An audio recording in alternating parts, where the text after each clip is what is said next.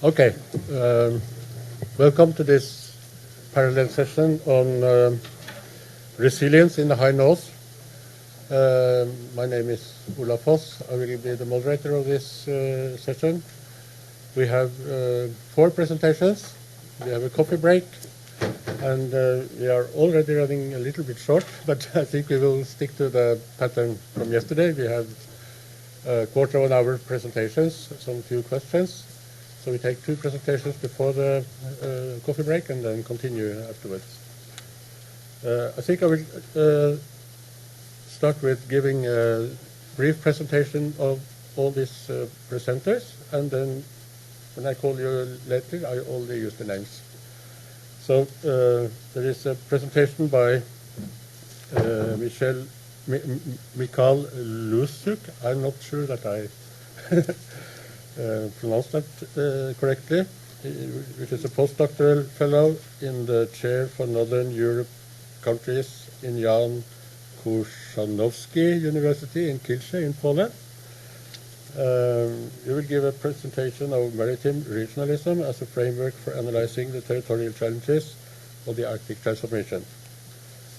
Then there is a presentation by Kári F. Lárusson. He is a program officer at the CAFF working group in the Arctic Council and has been closely involved in the development and implementation of the Circumpolar Biodiversity Monitoring Program and the Arctic Biodiversity Assessment. He has a background in social and economic development. Then Vífill Karlsson and Greta Eyþórsson. Karlsson is a docent of economics at the School of Business and Science in the University of Akureyri, and Greta, who we all know, is a professor in government and methodology at the same university. And then lastly, Edward Huijbens, PhD, Cultural Geography, Durham University in 2006. He is a geographer and a scholar of tourism in the Icelandic Tourist Research Center at the University of Akureyri. So, in my simple definition, I think resilience is about the system's ability to return to its original state after being disturbed. I have not been able to read all these papers, so I'm very excited to. I don't know how they fit into this general title of the session, but I'm very excited to hear your presentation. So I give now the floor to Michał Łuszczuk.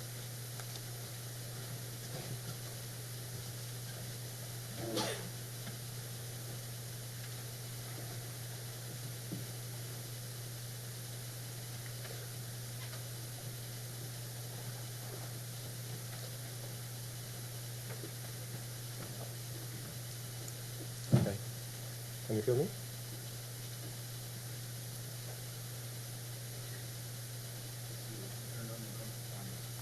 Okay. Yeah. It will be too complicated.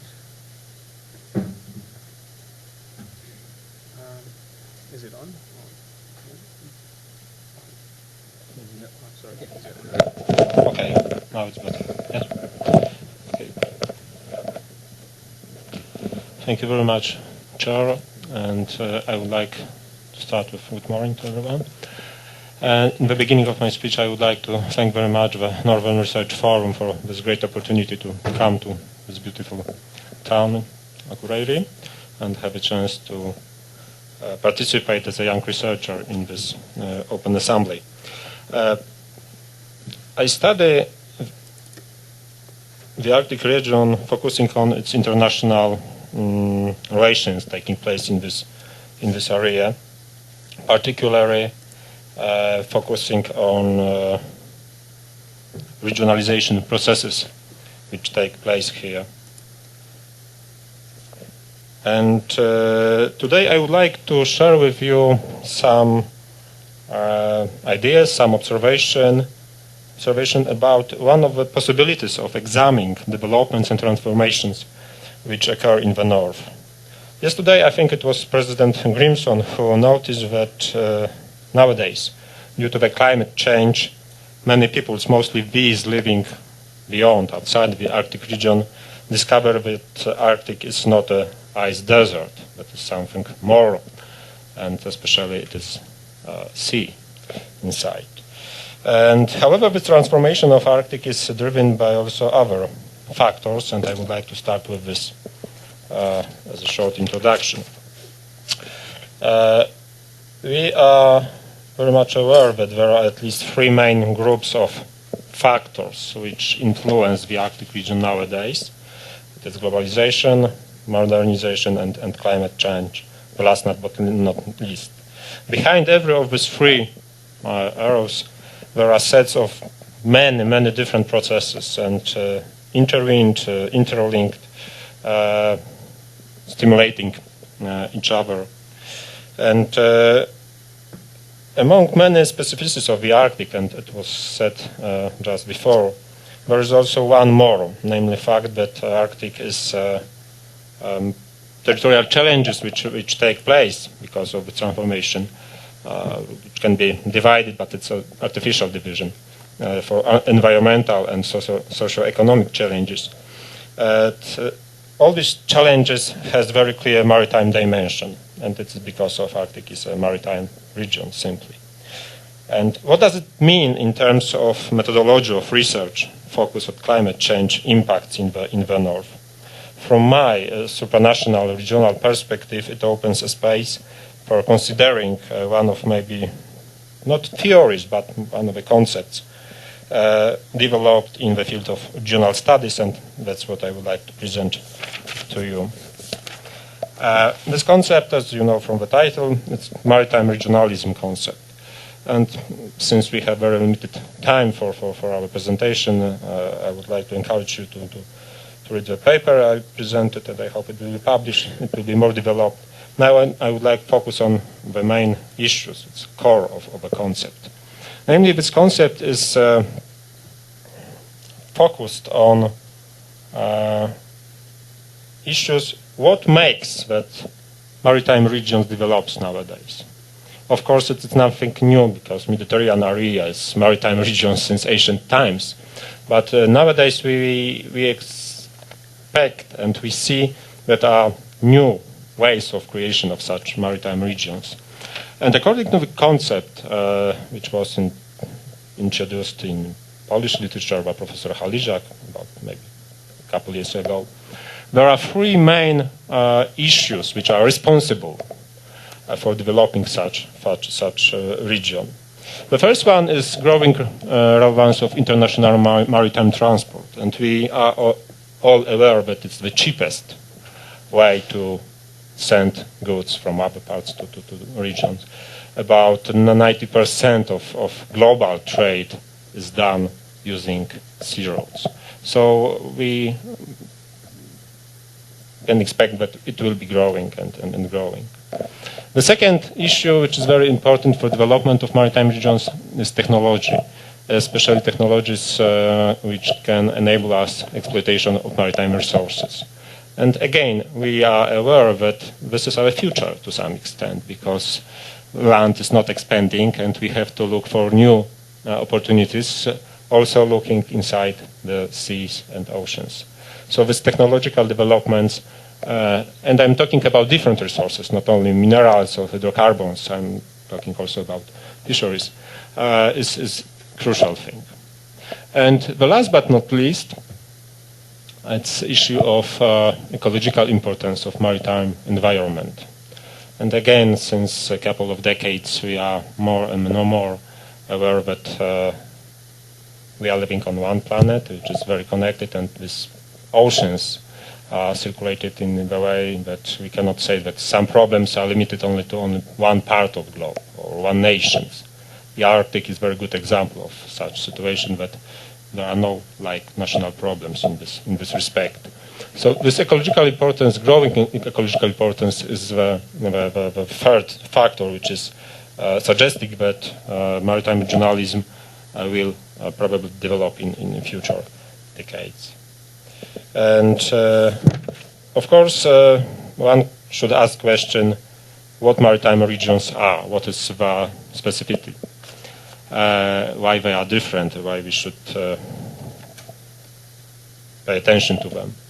And from political perspective, which I use in my research, I try to focus on this kind of regions as a stages for marine policy regimes, as some kind of framework organizing. And nowadays it's of course very, very important issue for any kind of activities to have this legal background. And what does it mean? What I mean by saying maritime policy regimes, according to Mark Valencia, this kind of regimes, as you can see, these are mainly sets of agreements. What is important, they are produced by a very specific defined group of actors. And this is also a very important issue in terms of regional developments. We are not talking about global developments, but about very specific regional things. And this kind of agreements are focusing on three issues: distribution of power and authority, about rights and obligations, and above, of course, last but not least, rules and regulations, which are supposed to be govern the behaviors of the members of this regional community. So now it's time to get back to the Arctic, trying to analyze how this situation here in the north, in this part of the world, can be, how can it be related to this maritime region concept. And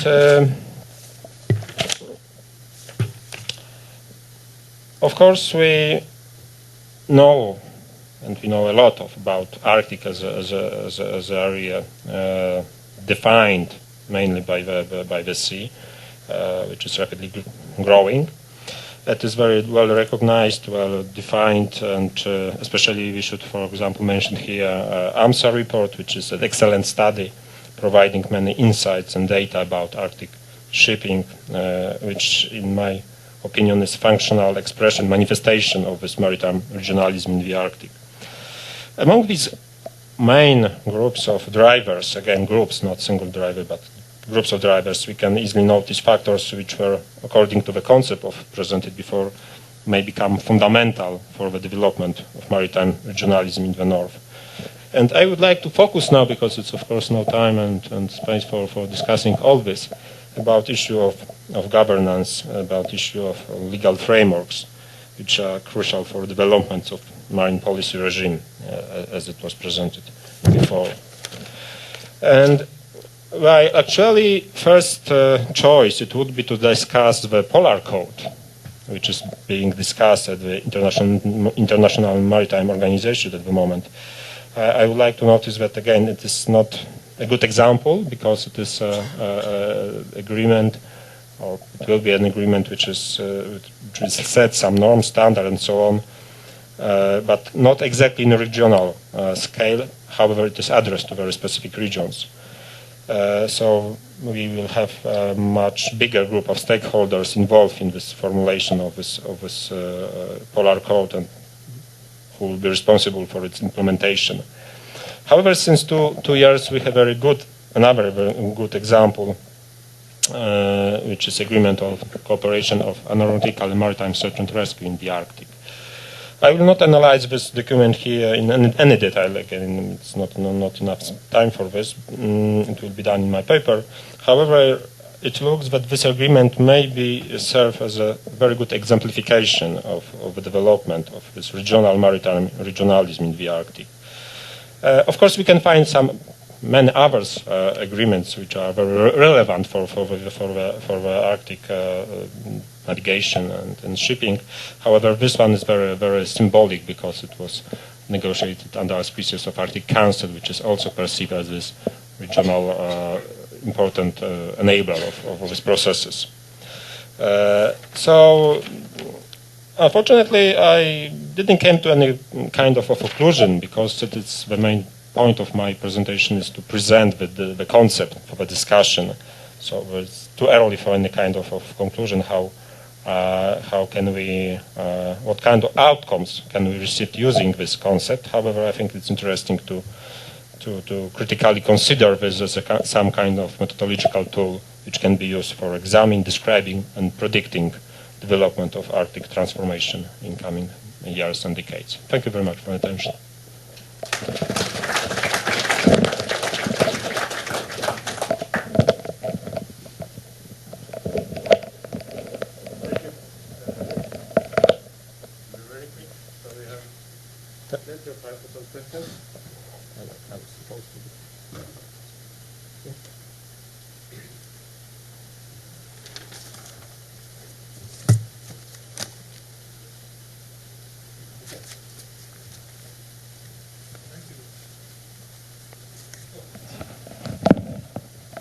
Well, maybe you can use that.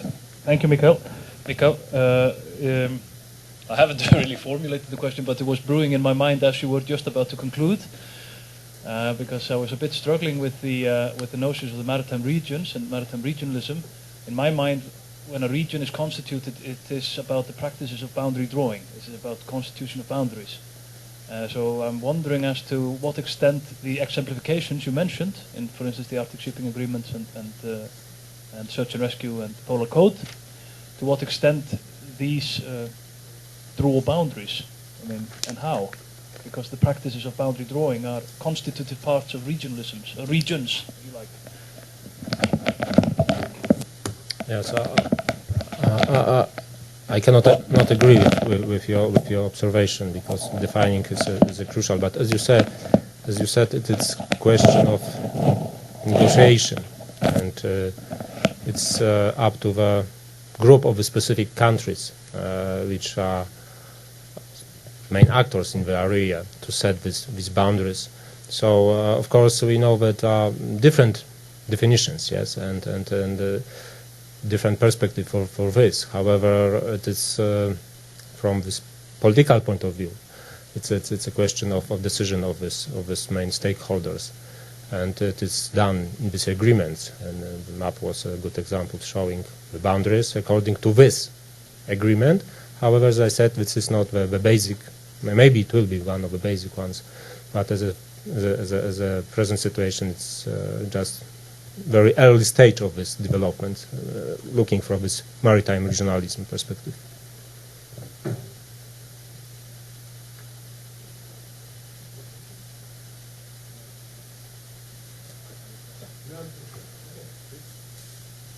Thank you for your presentation.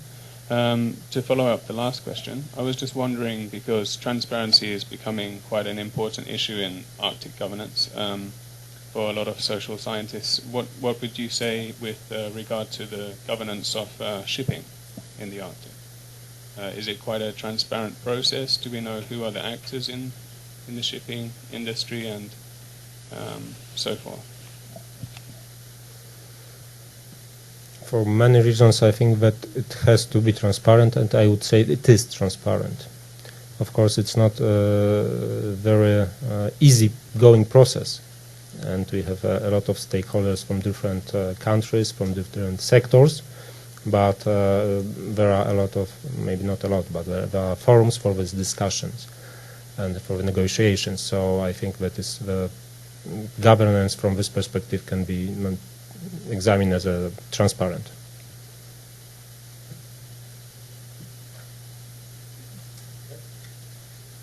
Thank you for your presentation, Michał. I was wondering, I mean, from the point of view of the fact that, geographical fact, that if you have an ocean, you have rimland. And in the case of the Arctic Ocean, you have two rimlands. So by that way, I understand your concept of maritime regionalism, because it would make sense. But then there is one more factor which is in a way fighting against this, and that is the fact that there is the United Nations Convention on the Law of the Sea, which is the constitution of the oceans and seas of the world. So is there a room for maritime regionalism, because the very, very strong position of this UNCLOS, where of course, like the Lisbon Declaration is based on UNCLOS very much. So how can you elaborate?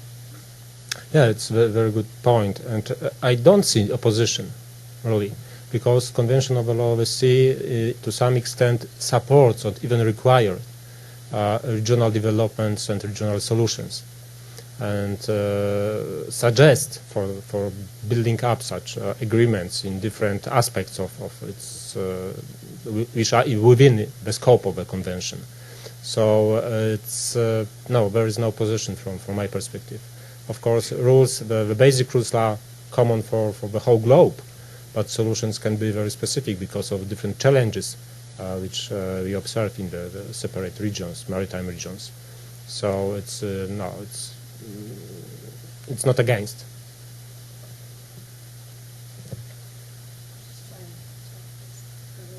No.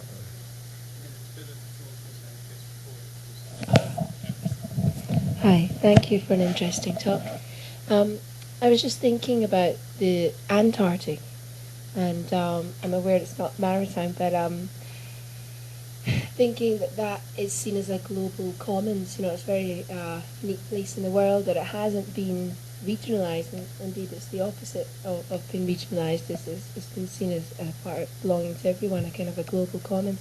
And I know that some environmental groups call for a similar convention in the Arctic. I just wondered what your view was on that, regionalism versus global commons.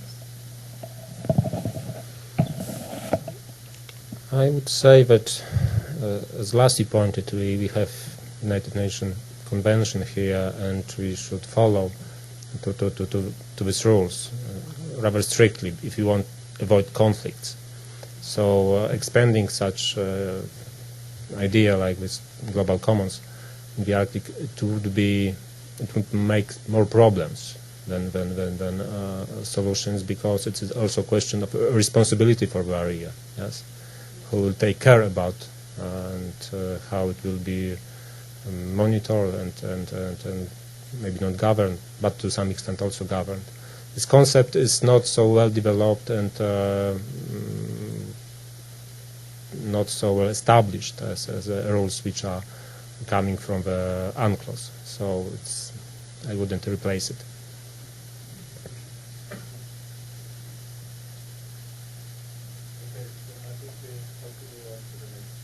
Okay. Thank you very much.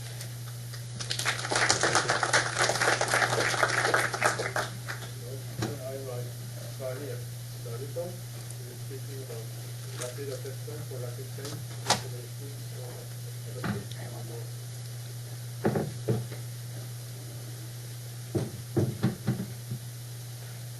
Which one is it? It's in this folder. Oh, well, it should be No, this one? no. No. It's probably there.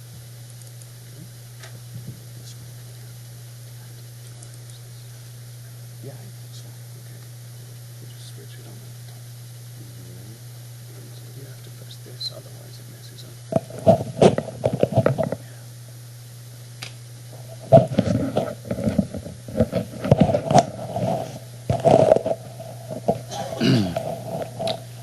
Hello.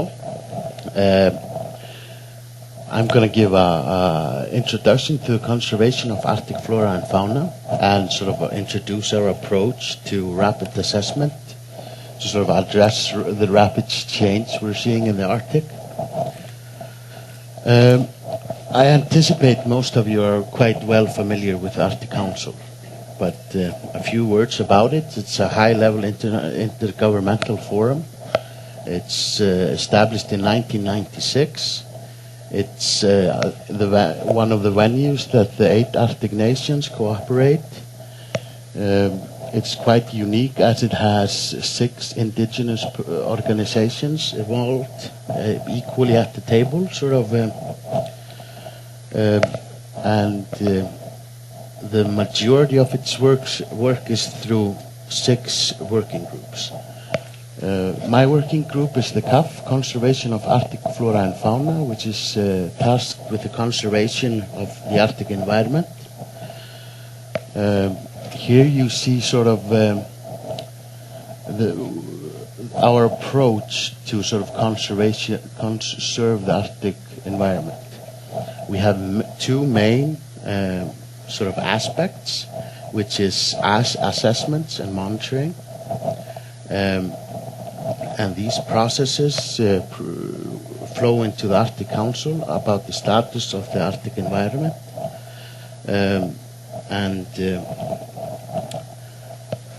These are our two main programs: the CPMP, which is an international network improving detection, understanding, and reporting of Arctic biodiversity trends, focal point for Arctic biodiversity information, development of integrated monitoring plans. And these monitoring plans are, we have now the marine monitoring plan, freshwater monitoring plan, and the terrestrial monitoring plan has just recently been released. These plans are addressing the issue of the lack of monitoring in the Arctic. These 8 Arctic nations are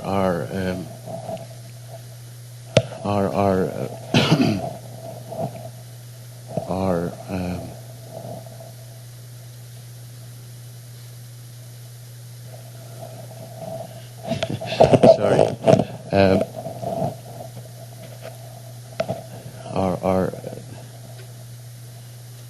Yeah, I'm going to move on.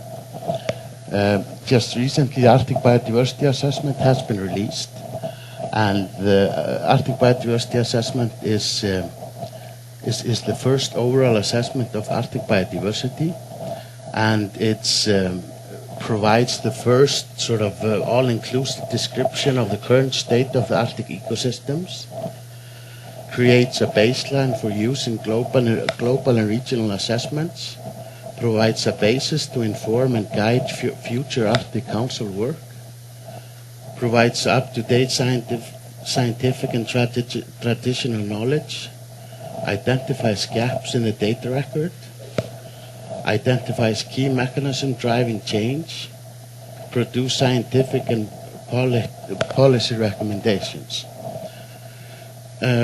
It's a major sort of undertaking. It's been 7 years in the making, and it forms the core of our engine, which I'm half part failing to present to you, but it's as I say, it's the baseline. It's the baseline for future monitoring, and which will be done by the CPMP, which I tried to mention earlier. And the APA provides 9 key findings under 3 cross-cutting themes. Climate change as the most serious underlying driver of overall change. The necessity of taking an ecosystem-based approach to management, and the importance of mainstreaming biodiversity by making it integral to other policy fields, for instance by ensuring biodiversity objectives are considered in development standards, plans and operations. I think the effect of climate change is, of course, as you all know, very obvious in Arctic biodiversity. And CAF cooperates both with international agreements such as the Convention of CBD, Convention of Biological Diversity, Ramsar and other international organizations, as well of course providing information to the Arctic Council. We are in the process now of creating the ABA implementation plan, which is sort of just, as it says, how we intend to implement the findings of the ABA.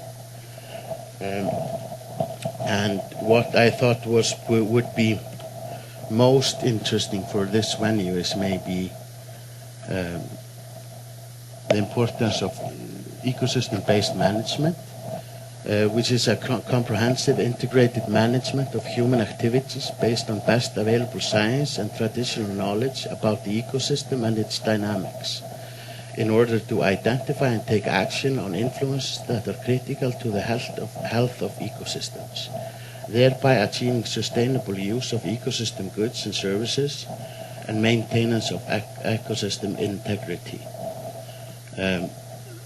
The second the importance of mainstreaming biodiversity. I think the connection of healthy societies and healthy ecosystems in the Arctic go very much hand in hand.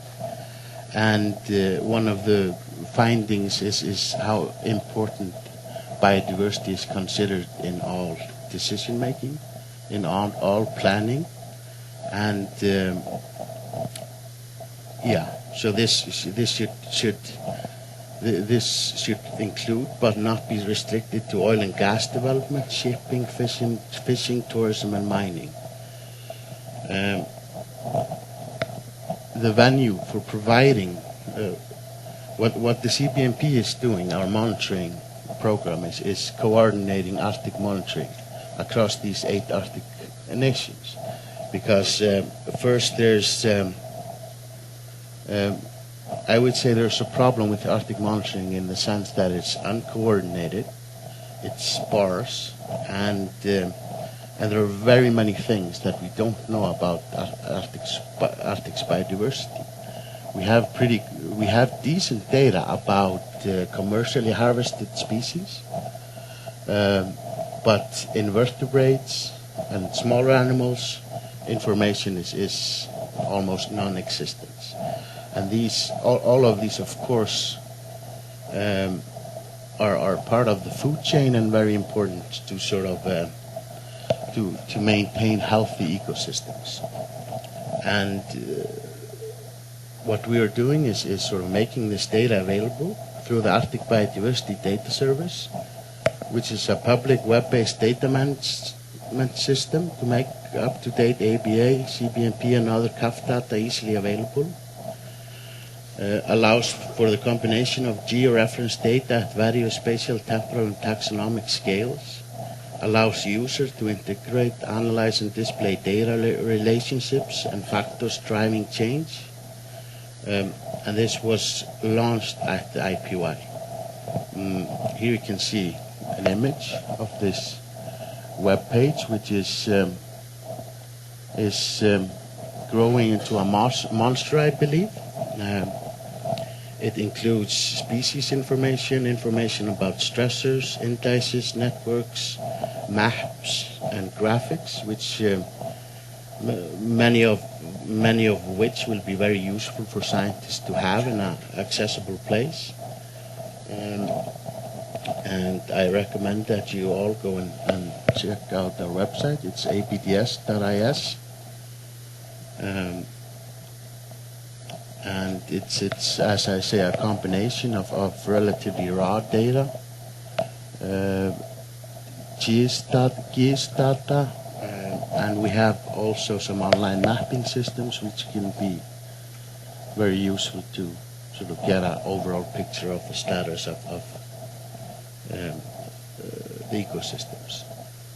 Also, here on the table outside, there's a recently released ABA policy recommendations, so I recommend that you have a look at them.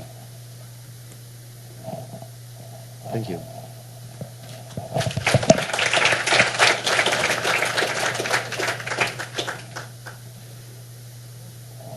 Thank you very much.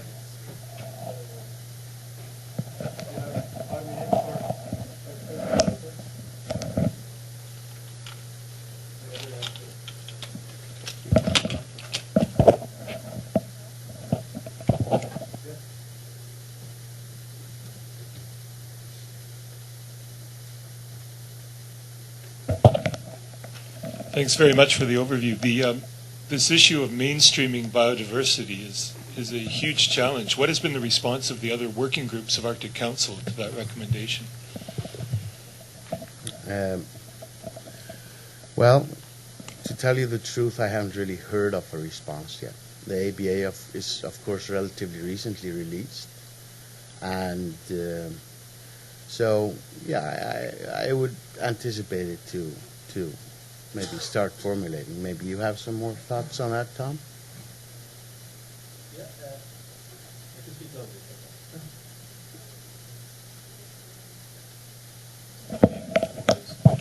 Okay. My name is Tom. I also work with Kári in the CAF office. The ABA recommendations have just been released, so we're in the process of developing a plan on how to implement them. So we're in a consultation process with all the different components of the Arctic Council to determine exactly if they're already being responded to, and if not, how we can do so. So it's, hopefully in the coming months we'll be able to come with a more concrete response to what you're asking.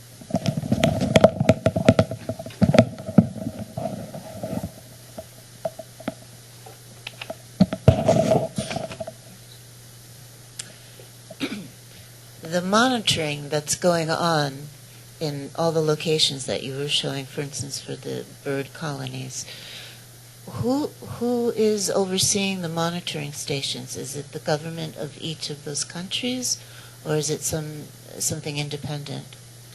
It's the governments of each of the countries. What our sort of part in this is we are the venue where these specialists meet and sort of address common problems and try to coordinate their monitoring efforts, so you really can compare this information and data across nations, because we have obviously different approaches and varying sampling designs. So we are sort of the venue trying to streamline this and making this information accessible and usable on an Arctic scale.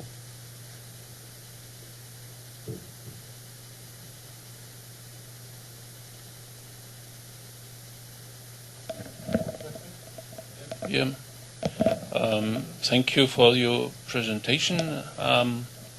My name is Łuszczuk Gustafsson. I come from the Icelandic Association of Local Municipalities, and I'm not a specialist in biology, and also of course I have the notion of what biodiversity is, but my question is,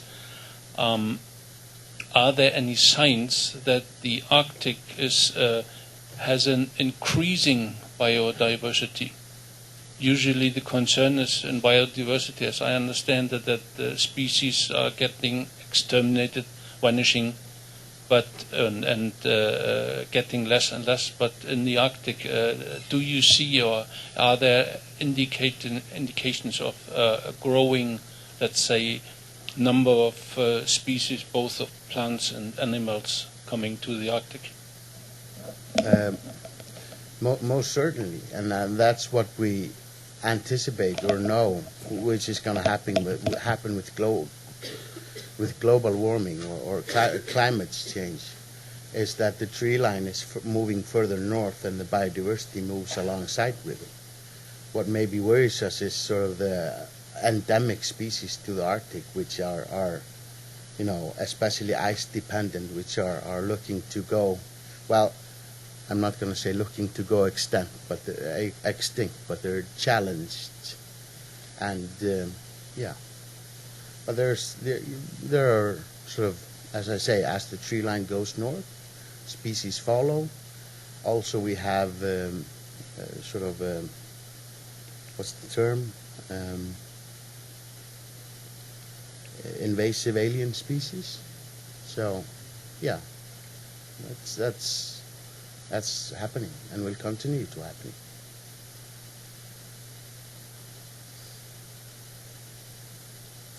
Yes, I also want to qualify my question. I'm not familiar with this field, but I want to ask if the urgency and speed of climate change, if it really affects the paradigm or fundamentals of biodiversity assessment, as Jón Naustdalslið suggested yesterday in terms of adaptive planning, changing baseline, and things like good ecological status not having the same meaning, for example. Or is there a shift in the paradigm because of these excelled climate change? I think sort of what our approach is, and the problem we are addressing is that due to the speed of the change, we need to speed up our assessments, and that's more or less what the CBMP is intended to do. When you sort of when you're doing the traditional assessment of a region as large as the Arctic, that may may take you 7 years. And, you know, in those 7 years you see a lot of change, I think. So the CBMP is trying to sort of streamline the data flow and sort of have the infrastructure ready to be able to report on specific issues within Arctic biodiversity on a much shorter time frame. So, which would cause a, you know, more rapid information flow, which would then allow for a quicker policy response. So, I hope that answers your question.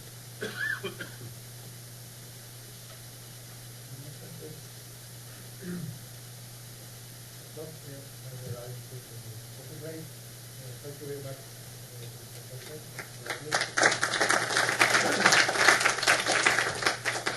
I'm to take a 20-minute water break and return here 5 minutes to 11.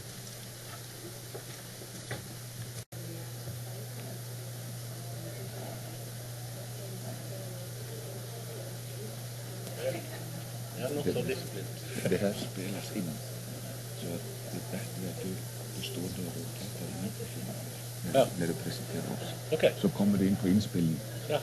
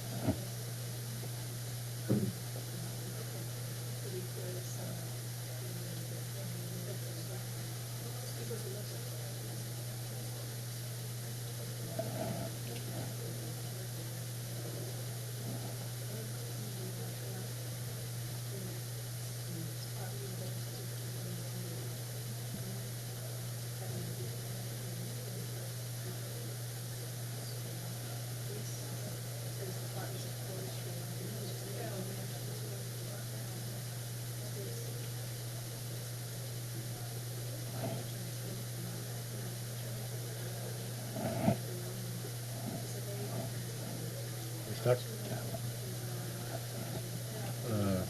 Despite the lack of discipline, I think we start the second half. Welcome back. The first presentation is in this second half of the session is a paper called Adaptation to Changes in 2 Rural Municipalities in Iceland, and the presenters are, the authors are Vífill Karlsson and Eyþórsson, who I presented earlier. Are you going to present? I'm going to do the first half of the presentation, and then he takes over. So. Okay. Yeah. Please, so, thank you. Ladies and gentlemen, as I said, I'm going to take the introduction and a little bit further, and then Vífill, my colleague Vífill Karlsson, will take over. This is a part of as I'm going to tell you a little more about, it's a part of a project which also is presented in another session later today by Erik Lárusson. He was involved in this. Or he involved us in this, I should have said. This is not about climate change. This is about adaptation to socio-economic changes. 2 cases in Iceland. This is a part of a project financed by the Nordic Council of Ministers and was named West Northern Foresight 2030. The background is that behind the idea behind this was that that the most rural communities in the West Nordic countries, Faroes, Greenland, and Iceland, as well as in the northernmost European periphery, they have experienced out-migration for a long time, more or less. Younger adult people have moved to, especially have moved to the more southern parts, and in some cases to other countries. Maybe especially the West Nordic countries have suffered most from that. And it has been difficult to recapture these people, because opportunities for educated people are sometimes too limited in the sparsely populated peripheries. And the economic life in these, let's say, peripheral or rural areas is very much characterized by producing through agriculture or fisheries, the primary, and therefore we have a pretty one-sided economic life, a lack of diversity.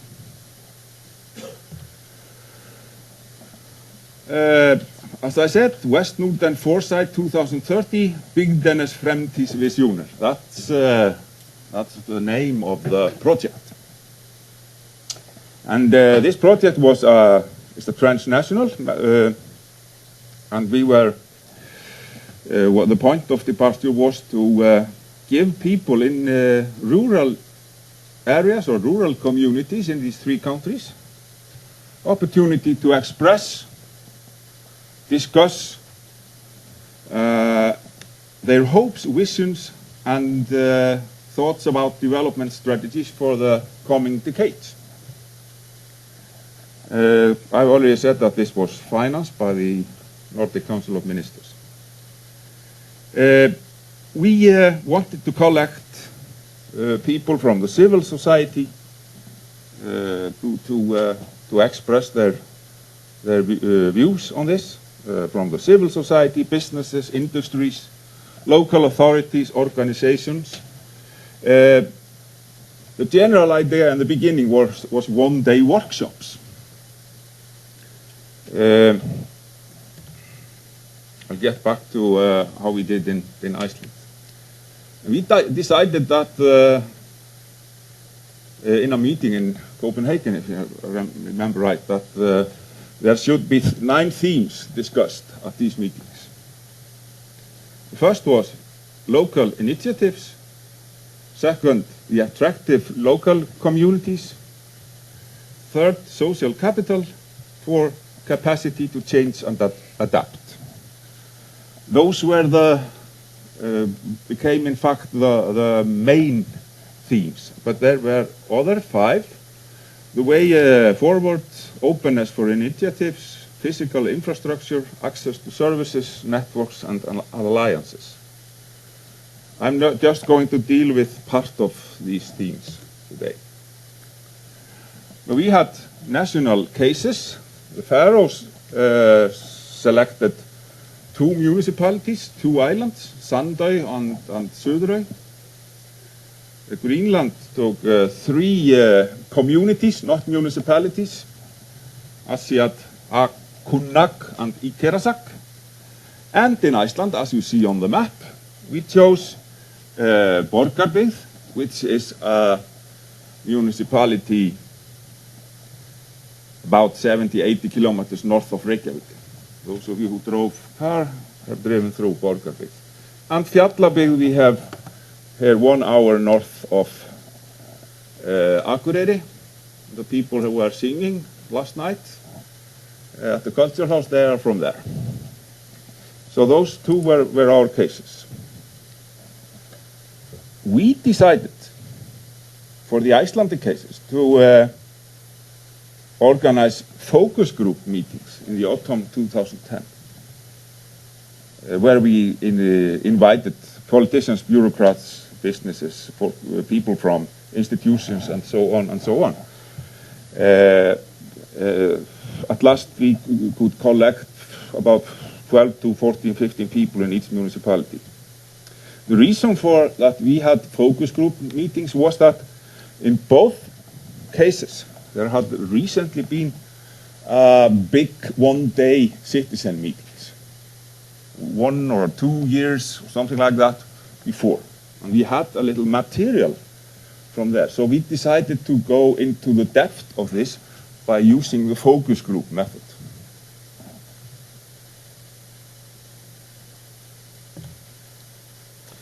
A little bit about the background of our cases.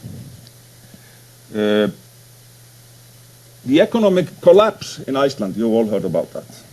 In October 2008, plays an important role due to its impact on the economic and social life, more or less in the whole country. Looking at our cases, this was by far more the case in Borgarbyggð. In the case of Fjallabyggð, the opening of Héðinsfjörður road tunnel, which you're going to drive through tomorrow, it opened in 2010. So that was the big variable in the context in causing socio-economic impact. The crisis not as much as in Borgarbyggð. But we want to present how these different rural communities at different places adapted to new conditions, very new conditions in economic life, labor markets, migration, devaluation of the Icelandic krona, and so on and so on. There, as I said, there are essential differences between these two cases. The economic structure is different, and the economic situation before and after. Economic structure in Fjallabyggð is that there are 2 towns of around 1,000 people, and everything is about fishing, more or less. In Borgarbyggð, it's mostly a traditional agricultural service center, which is mainly located in the town in Borgarbyggð, which name is Borgarnes, with a people of a little less than 2,000. Out of 4,000 inhabitants. There had been a big upswing and increase in population in Borgarbyggð after the year 2000. 2 university colleges were growing rapidly, one agricultural and one business university college at Bifröst. And for Borgarbyggð, compared with Fjallabyggð, the closeness to the capital area was, of course, a great advantage for the economic life. Because the fact was that it was rather common that people were commuting from Borgarbyggð into Reykjavík to work. People moved from Reykjavík to Fjallabyggð, to Borgarbyggð, sorry, to commute to job in Reykjavík, because there were better living conditions in some ways. You had more space, Lebensraum, as we say it in German. In Fjallabyggð, as I said, successful fishing towns on each side of a high mountain, but more or less there had been a pretty much of a status quo in both towns. Before, there was no bubble as in Borgarbyggð before the collapse. But there was a loss of people, and the Fjallabyggð lost 21% of the people in 10 years, from 98 to 2008. But the tunnel was being drilled and opened in the autumn of 2010. And now Vífill is going to tell you what was said and what happened.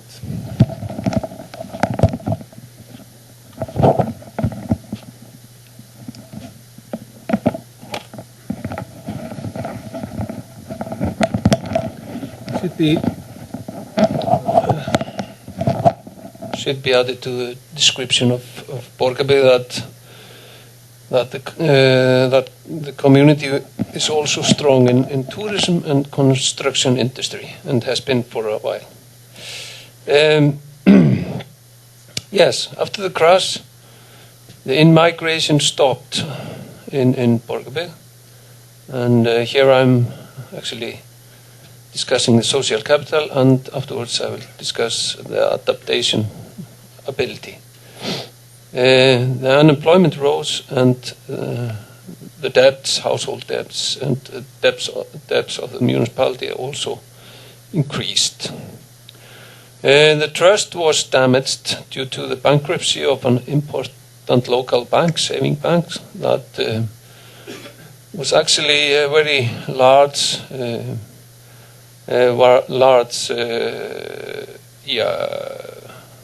actually one of the largest saving bank in Iceland, and it supported the culture life in the area, especially, and research as well. We had some trust triggers, if I can call it that. We had many different local organizations, clubs, and mutual leisure activities, and common schools, both in regarding primary schools and kindergartens and high schools. One high school in the area. The crisis, however, increased the social capital in that way that they knew that they had to stick together and be alert for the community. We had a very new, or previously, prior to the crisis, there was a rather strong tourism cluster, and very successful at the time, and it was valuable for the situation after the crisis. But the participants claimed that the entrepreneurs should cooperate more. They noticed that there was an envy between them, and which is actually quite common in small communities here in Iceland. The support, outside support to them was improving, and the amalgamation of the municipalities, which has been in several steps for over than 2 decades, and what followed, for example, the mutual or one overhead for the schools, and many other things, was actually did actually make this community much stronger, and in terms of social capital, we could say. What could be done? According to the participants and the analysis, one should create a common identity for the region. Even though this was one single municipality, there was some kind of one could say that the inhabitants didn't always look at them as such. So in their mind they were separated according to the previous municipalities and regions. So it could be improved. Citizens, for example, and the local democracy should be strengthened, for example, by holding more citizens' meetings and use different e-possibilities, e-services, e-democracy via the new technology, IT technology. And they mentioned that there was some kind of moral support for entrepreneurs. That was very cheap. That is a very cheap way to support entrepreneurs. Give them more moral support, not only financial. When it comes to adaptation, resilience, the situation earlier, we could say that Borgarbyggð went through a great transformation in the 1980s, 1990s, due to the reconstruction of the agriculture in Iceland, production quotas and so forth. And the reaction was that the community went into new industries such as tourism and construction industry, and also that two university colleges grew at the same time, so it helped a lot. How to adapt after the crash? The public support to the local industries to help them to adapt changed the situation. Their problems are temporary, and they need temporary help to survive through the crisis. So there were some local industries that were seriously damaged, mainly the construction industry, which was actually rather large before the crash, and also the university colleges, especially the business university, Bifröst, because the demand for the service decreased a lot following the crash. It was mentioned that the two universities had to survive the cut down of the state grants by focusing on profitable disciplines. More cooperation were needed among the schools in all stages in the region, all levels, primary, high schools and universities. One should motivate the flexibility by transportation improvements and further education, and the local businesses should reconstruct their business models and move into more flexible ones.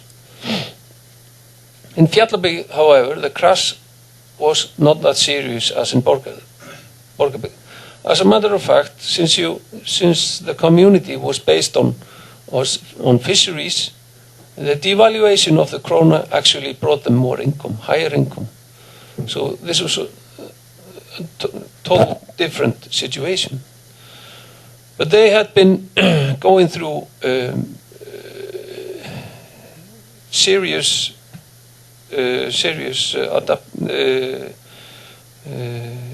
situation earlier, because prior to the crisis the krona was very strong and it was hard for them.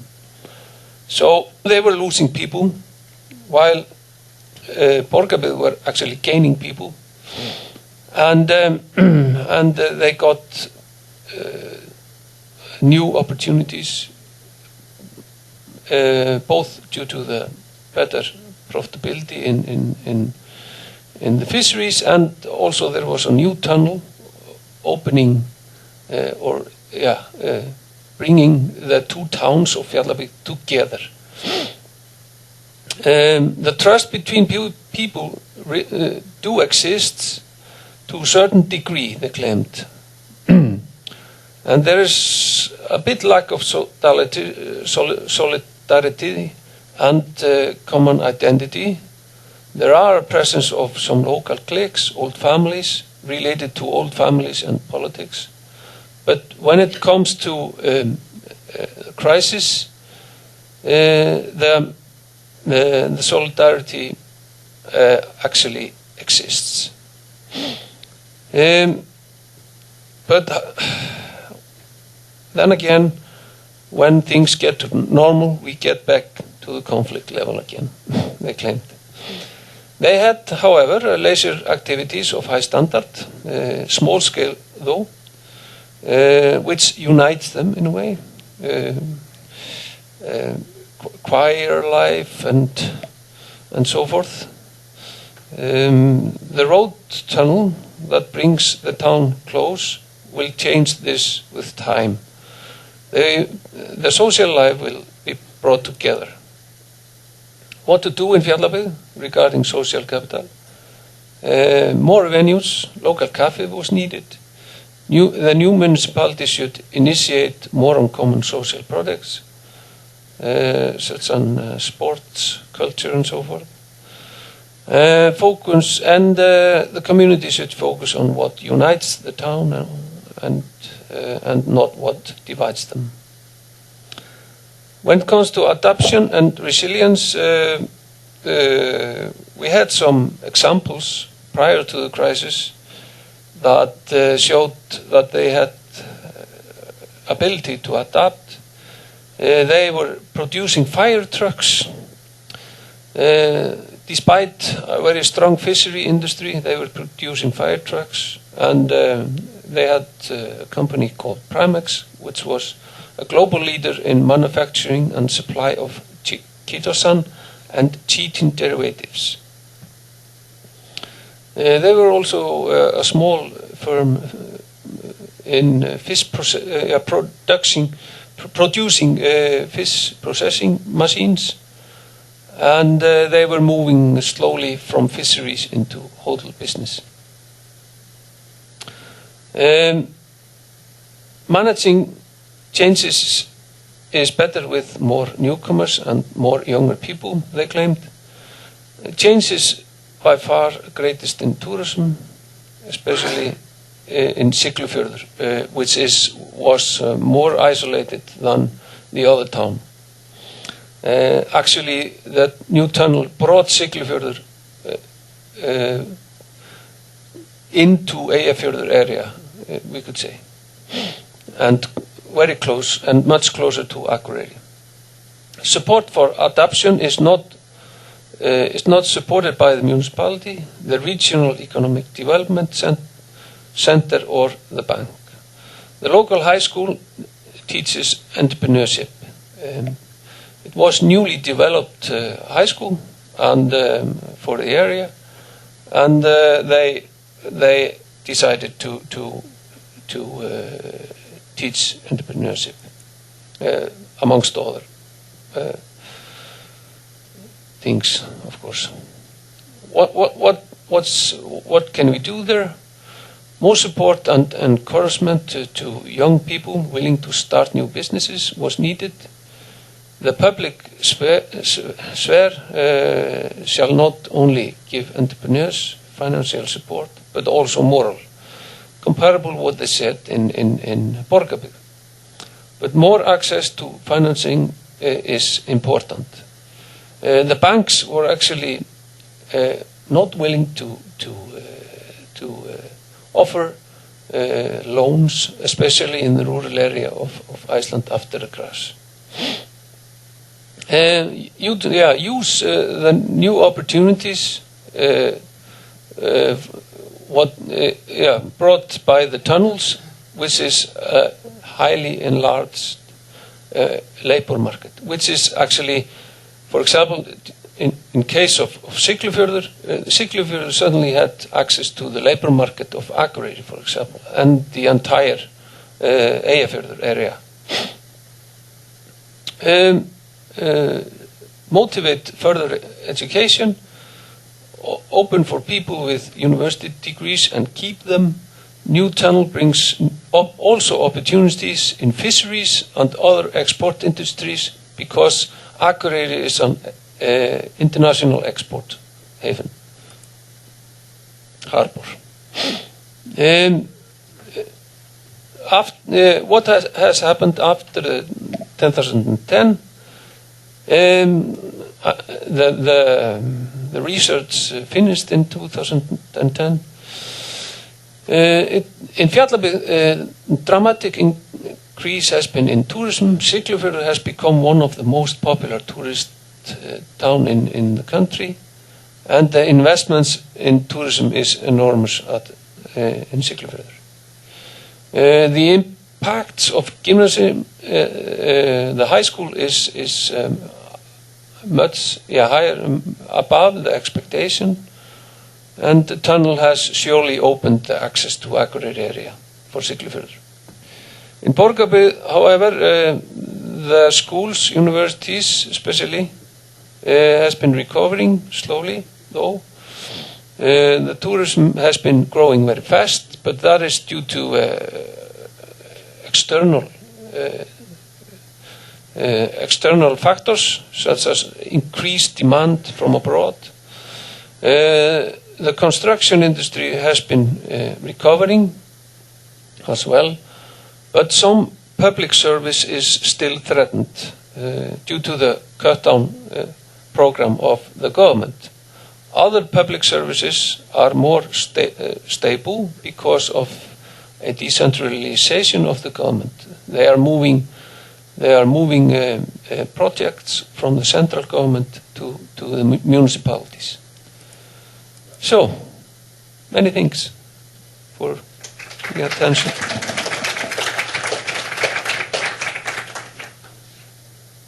Now it is open for 2 or 3 questions.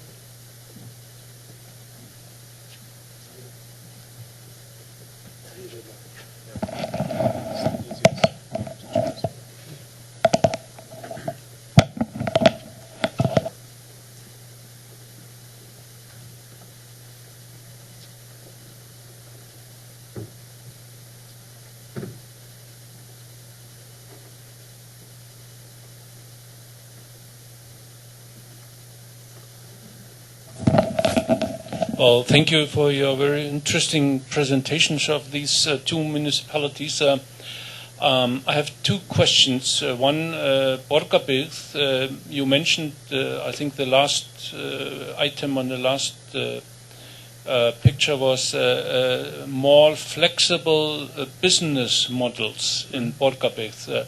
Could you elaborate more what actually is meant there? For agriculture, for example, I know that 10 years ago there were a lot of greenhouses in the valleys from Borgarnes where you could buy green various products which are no longer available. So, what does it mean actually? Mm-hmm. And the second question is on Fjallabyggð. You mentioned that the tunnel brings opportunity and also threats, but you only mentioned, which is of course very positive, the opportunities, and no, I couldn't see no threats at all. So what are they, if they are there at all? Thank you. Yes. Yeah. The answer to the first question is, what I mean there is actually you have a good example there. The greenhouse industry in Borgarbyggð disappeared totally. And that was due to legislation and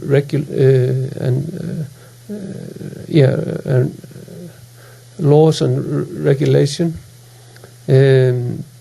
So we need to adapt new regulation regarding that industry. For example, another thing what we thought was some of the construction businesses was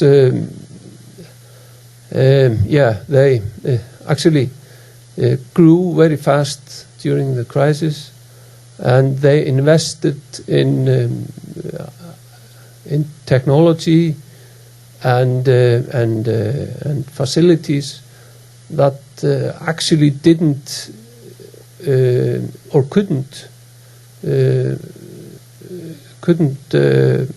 be coped with if the demand disappeared suddenly. As construction industry is actually famous for here in Iceland, at least, there are very strong fluctuations, and they follow the business cycle. So if the GDP goes down, the demand disappears. So that is one thing. Since we were very strong in construction industry, they have to adopt more flexible business model than they had earlier. These are two examples for what I was thinking, or what we were thinking. Yeah, it should have been there, but I can give you one example of which is something which usually is a common threat for communities that are opened up to closer, bigger towns. I call it, the one I'm going to mention is the protection of distance.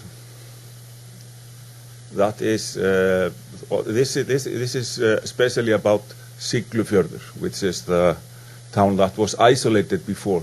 They had a lot of, due to their isolation, they had a lot of jobs in state administration, such as taxation office and police authority, and some hospital, and already some of this has been isn't existing anymore because they are so close to their neighbors now.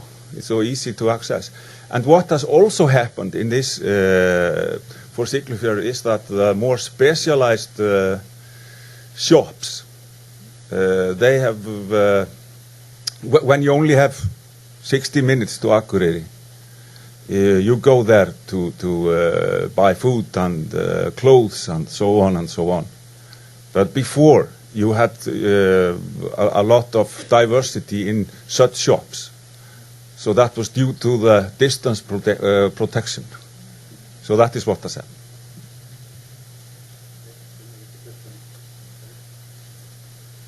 Yes, thank you for a very interesting presentation.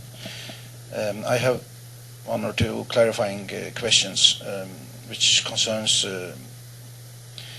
the university sector and the educational sector. You mentioned that the government cuts down on the universities. What is the general situation on this, and especially regarding, you mentioned Bifröst and Hvanneyri. You said that they had to survive the cut downs by focusing on profitable businesses. What is profitable businesses at the university? And you also mentioned that the impact of the gymnasium was above expectations. What kind of impacts do you mean?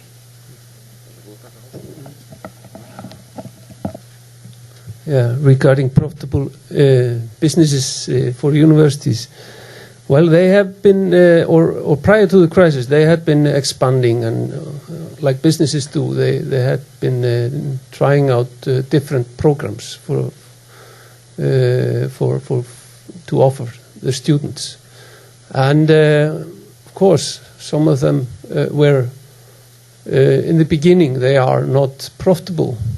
But when things are going well, people try to invest, or businesses try to invest in new goods. So, but and what I meant was they should focus on what are giving them high return, since the government was cutting down their contribution. No, yeah. I have to mention that this is not our view. This is what people said in the focus group. Yeah, I'm just going to say about the expected impact of the gymnasium in Ólafsfjörður. Of course, the hope was that they would get the 16-year-olds, 17-year-olds, 18-year-olds to stay longer at home during winter time, so it wouldn't be that type of a ghost town during winter. And I think they are now 70% over the expectations on that.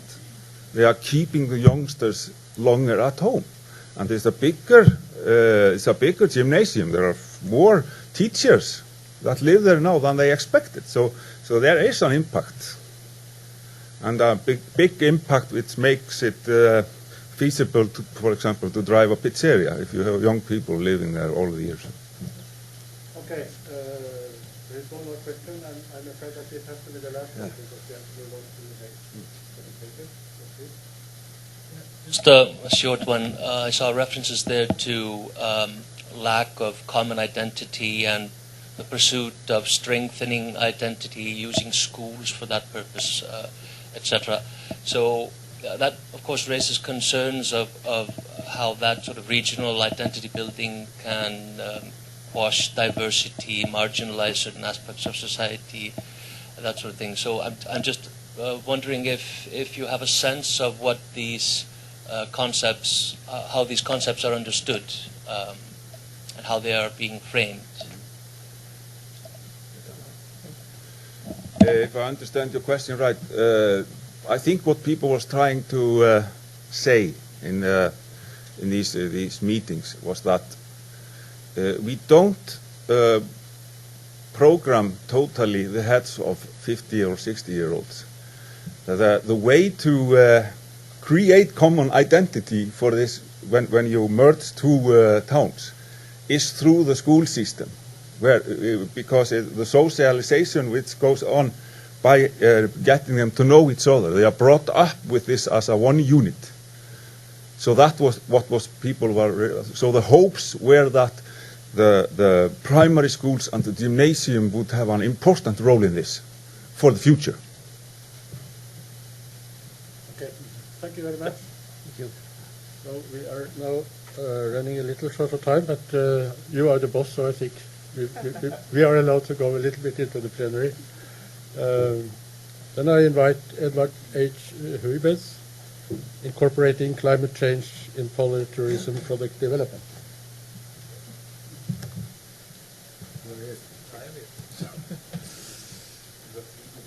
Yes, that's what I thought. Thank you. Oh, you're so kind. Let me see how this. So, which presentation? This one? Now, hello. No? Just turn it on. Okay. Yep. Hello, everyone. Hello, can you hear me? So, good morning, ladies and gentlemen. My role here is to talk a little bit about tourism, obviously in the line of the theme of this session. Well, anyway, incorporating climate change in polar tourism development, product development, that's the title of the talk, and what I want to focus on, my talk now will be fairly descriptive, and giving an overview of tourism development challenges in the Arctic and in the North. And also I'd like to point out a few books on polar tourism development and polar tourism as, for instance, a tool for regional development and questions thrown up.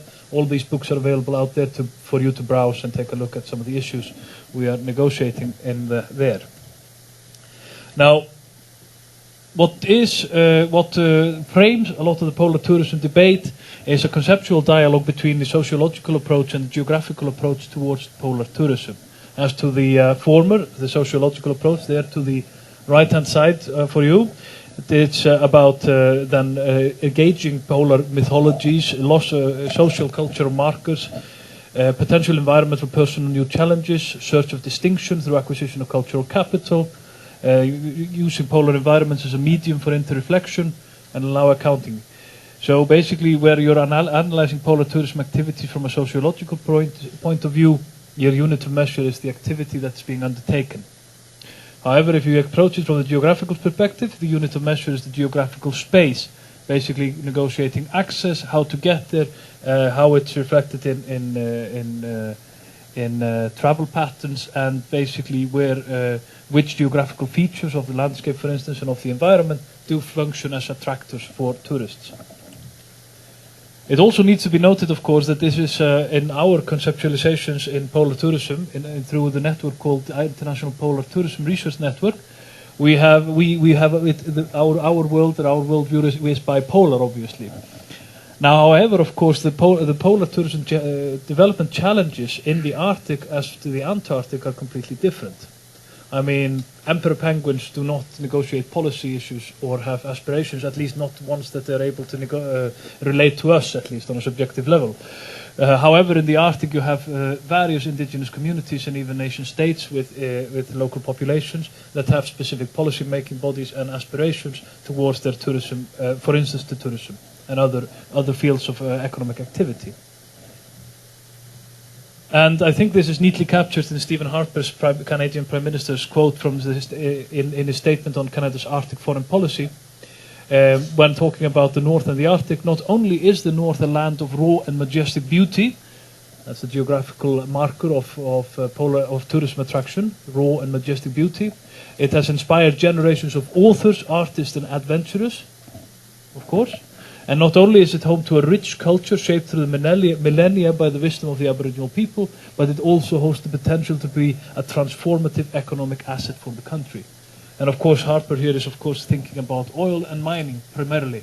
However, tourism of course has the potential to be a transformative economic asset for countries in the Arctic as well. But how? One needs to understand that within the polar region, all economic activity, policy making, etc., is set within certain frameworks of marginality. And here Dieter Müller, in Tourism Development in Europe's Last Wilderness, that would be the northern Sweden in his view, that last wilderness, he outlines how 4 dynamics of marginality frame the challenges of that particular region. It's leverage, collateral, systemic and contingent. And for the benefit of time, I won't go into details on each of them. But all in all, these translate into peripheral problems, if you like, or peripheral challenges identified by Dieter Müller, manifest as lack of political and economic control over decision making, which we all know, geographical remoteness from demand markets, and this is of course especially true for tourism, weak internal economic linkages creating dependency on imports, also relevant for tourism and tourism product development, decreasing population figures, aging societies, comparative lack of innovation, state intervention, poor information flows within and from the periphery, high aesthetic natural value due to underdevelopment, poor infrastructure and lack of human capital. Now, all in all, for thinking through product development in any economy or in tourism especially, lack of human capital, lack of infrastructure, and basically remoteness from demand markets, all puts pressure or at least frame product development in a very specific way. How do you, for instance, develop tourism or service products based on a population that is, for instance, primarily versed in the primary sector? Or, to put it more bluntly, how will you teach a Finnish forestry worker to start serving or managing a hotel, especially if he's maybe lost a couple of fingers and he's supposed to carry plates? It's obviously a problem. Or is it? It depends on the way in which you frame and pitch the product, of course. Now, poor infrastructure, of course, is also key, and the geographical remoteness, because tourism, I mean, it is a truism, but however, it needs to be stated and reinstated very clearly. Tourism will not happen if people can't get there. It's very simple, but it's often a neglected point. And if you look, for instance, in the case of Iceland, people talk a lot about marketing to address seasonality issues in terms of seasonality issues. However, Iceland has the framework of being, there is one gateway to the country through which everybody comes, as you probably yourself did when you came into the country, through Keflavik International. This is the gateway. And how to address seasonality problems, if everybody comes on the southwest corner, it will be very difficult unless you open other gates into the country. That's the way to address it, transport. That's another key challenge. Now, in the Polar Geography journal, a recent conceptual framework was presented in order to negotiate policy making in the Arctic. And here we can see what points therein are to be addressed, and how the interplay is between the ecosystem and individual household decisions, institutions framing the household decisions, how the Arctic social and ecological system creates the framework for some of these challenges. And this is a very neat conceptual heuristic device in order to pin some of the challenges outlined here onto some of the onto this framework, and to see how this interplay potentially unfolds. I'm not going to do that here, however, because I'm just going to focus on the product development aspect of tourism here in the Arctic. Similarly, this can be simplified into this, as Berman does in the same journal issue, and basically bringing here into the Arctic society the outside impacting factors of the world economy, government policies, for instance, like with the International Convention of the Law of the Sea, and environmental change, climate change, basically global impact factors. This framework here being brought into the wider world or global structures impacting the Arctic society, material well-being, etc. Now, so how can this then take place? How can this then unfold in activities of polar tourism? If we try to, no.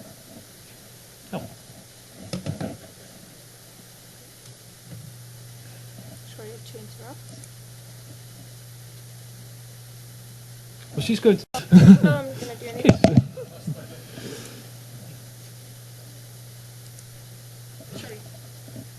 So let's focus more now on polar tourism and what that could be about. I mean, we could look at then three branches of the tourism. The maritime tourism, which is manifest in cruise ships arrivals, and like for instance in terms of Akureyri, which in a subpolar region, we have a cruise ship of average passenger size 1,500 passengers coming almost every other day into Akureyri harbour. Land tourism and air tourism, all of this can be looked at. And it is framed as nature-based tourism, adventure tourism, or ecotourism. These are some of the sort of terms that are being deployed to frame tourism development. However, these are being pitched towards people that have different expectations. And my argument is that if you're going to pitch polar tourism, or if you're going to invite people to visit the polar regions and have tourism as an economic diversification option within the polar region, I suggest that people need to be aware of to which audience the notion is being pitched, the idea of polar. We can then also negotiate, talk about what image the polar and the Arctic does constitute, but I will argue for the audience to which it's being pitched. And to this extent, tourism has done a great work in trying to classify or trying to analyze different consumer segments of the tourism industry worldwide, as you can see, all the way since 1974 all the way up to current date. We have different tourism segments moving from what we could generally call mass tourists towards some kind of an individual, independent, alternative type tourist that wants to visit new regions. That's sort of the general, well, you can see some here, these differences, these polar opposites of the heliolatrous tourist, if anybody knows what that is. Can you imagine? Well, the sun-loving tourist, that's an academic trying to show off, basically. Now, dreamers and etc. Now, and explorers. And what I want to focus on in the polar tourism context is the notion of the explorers. Now, if we look at the Canadian Tourism Council market segments, which they have identified as their source market segments, they have devised what they call the Explorer Quotient, EQ, and the EQ segment, Explorer Quotients. And here we have them. So the free spirits, cultural explorers, authentic experiences, personal history explorers, cultural history buffs, rejuvenators, gentle explorers, no-hassle travelers, and virtual travelers. Interestingly enough. Now, having done the pop quiz that you can do to identify yourself, would be me then, the gentle explorer, interestingly enough. In the world of explorers, you're a gentle explorer. You like returning to past destinations and enjoy the security of familiar surroundings. You seek the most comfortable and serene places when you get away and avoid the unknown. Well-organized travel packages and guided tours that take care of all the details appeal to you. Travel should be fun, not extra work, and if it's fun, chances are you'll be back. Oh, that's me at least. Does fit, but you should look at yourself in this context. It's quite interesting. Now, anyway, so maybe I would be intrigued to visit the Arctic regions. Let's see, maybe. My good colleague Hans Gelter in Sweden, he identified polar tourism types, talking about possibly some of these explorer types. And what is interesting in those types, identified by several authors, is the scientist, the adventurers, the naturalists. Of course you have mass tourism in the Arctic. You do have the cruise ship passengers arriving not really knowing where on the planet they are. They're just coming somewhere, it's sort of ticking off a box. But what we have, for instance, represented in this very group, in this very audience, is the scientists and explorers or experts of science, adventurers and the naturalists. So this is possibly where the avenue forward to look for pitching polar tourism product, thinking actually of ourselves as visitors to the polar regions, thinking of ourselves as being someone to enhance polar tourism in a way. However, maybe there is no need to define a specific market segment. Maybe we are just all tourists, as I've just mentioned. You as visiting here, the scientists doing their work, being tourists, we coming to different locations in the Arctic under the guise of doing various explorations, analysis and scientific work. We have all become tourists in a way. Well, as Stephen Williams points out, what was once different is now familiar, and the necessity to travel to encounter difference is greatly diminished, as the experience of foreign cultures, practices, tastes and fashions becomes routinely embedded in everyone's daily lives. Maybe we are all travelers, all continuously traveling, post-tourists of some sort. So, the other side, the image of the Arctic, the product itself, to be pitched to then the scientific explorer, ourselves. How can the Arctic changes being negotiated and identified, for instance, by bodies like CAF, I'll be finished now, how can these be created into something for us? Well, here you see some summary of the changes that are taking place in the Arctic. It's from Cruise's article in Polar Geography. Lots of summary of things. Poor conditions of seals, for instance. It has at least prompted one traveller to go to Newfoundland to sit on a boat for 2 weeks, as we heard in the keynote from Nicholas yesterday. More bears. That's definitely promoting tourism in the northern Canadian regions, where people are flocking to see the polar bears. Habitat change, last chance tourism. Stephen Fry's episodes, remember? All of this stuff, as things get extinct, let's catch a glimpse of them before they do. So, new services, new products and awareness raising. Here is Hans Skelter's a brilliant picture of people trying to probably gauge the policy making of the emperor penguin, but or just experiencing a last penguin before it goes extinct. Lots of offerings, and one example that we'll learn about tomorrow actually in Paul's talk is the way in which we can start celebrating glaciers, raising global awareness of ice, joining art, science and nature in eye-opening events, celebrating glaciers and communicating the message of change. And for that, people will flock to see the glaciers. And that, my good people, is tourism. Thank you.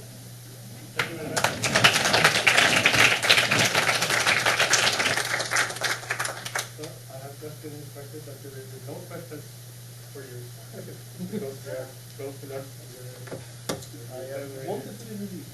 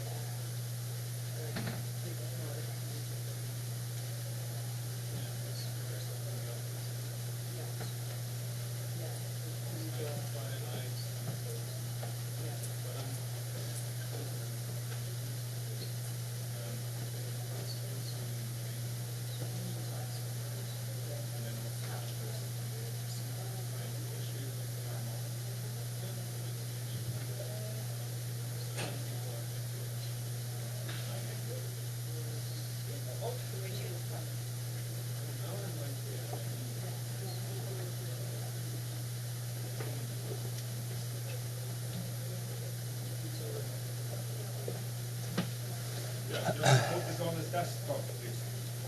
Yep. We can cross the website of the program afterwards.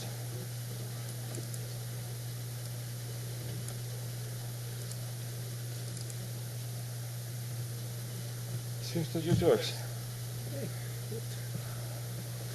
I'll open, present you, and so on. So. And then you take this on. This one? Yeah. Or if you want just to stand here, you can. Well, I have a very loud voice actually. Yeah. Can you listen to me? Yeah.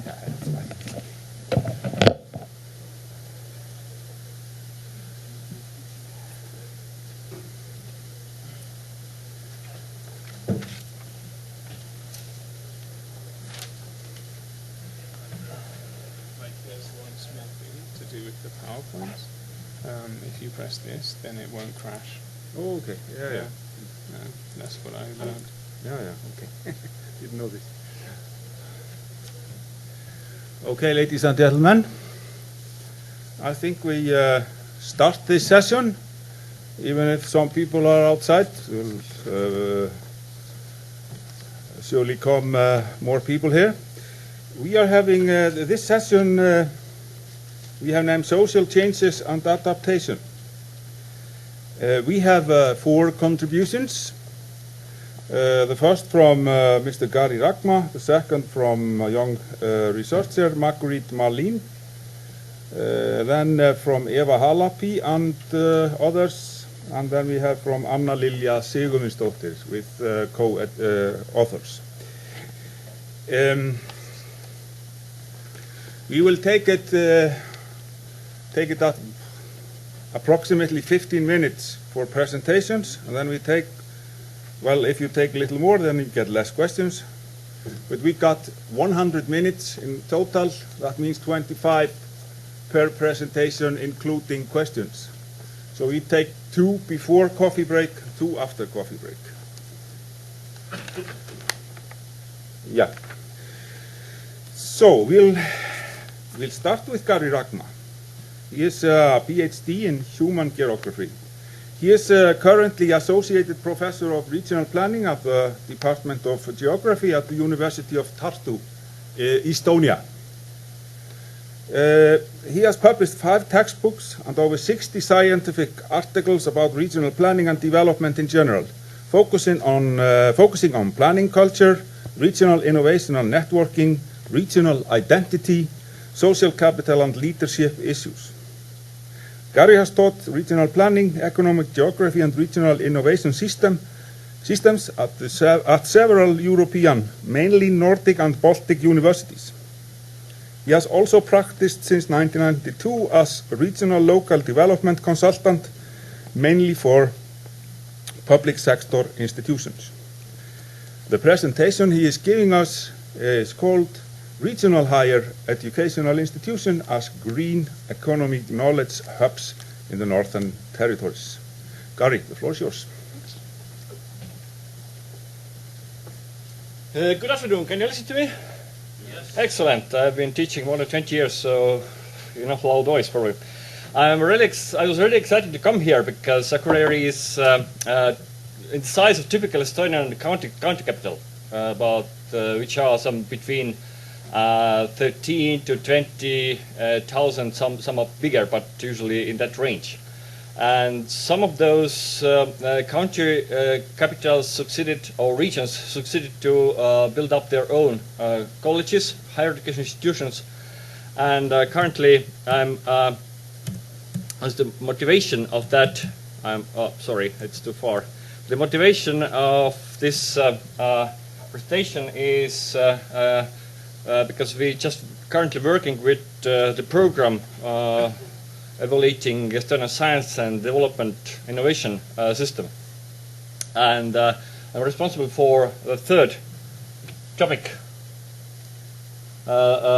which is the role of regional higher education institutions in local region development.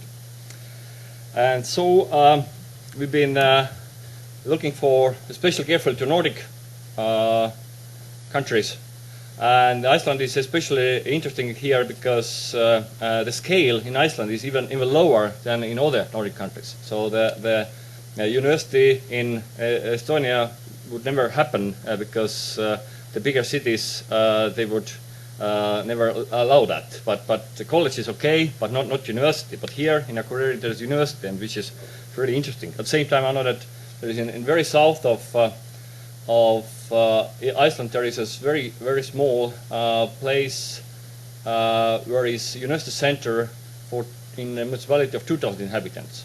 Hornafjörður, yeah. So that the scale is really different, and of course the impact of those institutions is also rather interesting. So I'm just starting once more.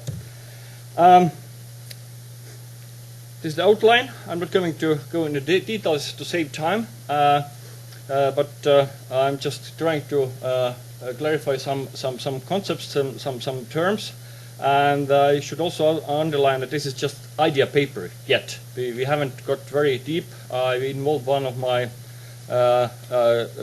undergraduate students, and we're going to work with that more carefully in the future. But this is just one spin-off of our activities within this bigger research program. And first about Northern. This is also of course tricky because Baltic, especially Estonians, they want to be part of Nordic. On the other hand, when you ask about the Nordic people, so they are a bit hesitating about that, because this former Soviet Union is still rather different. And it's quite true because by many economic figures, Baltic states are true Eastern Europe.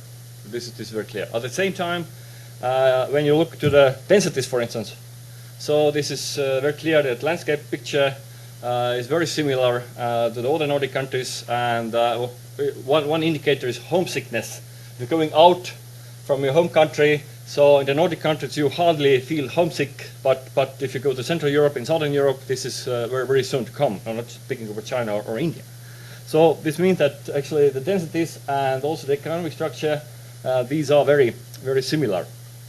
And of course the integration was started after 90s.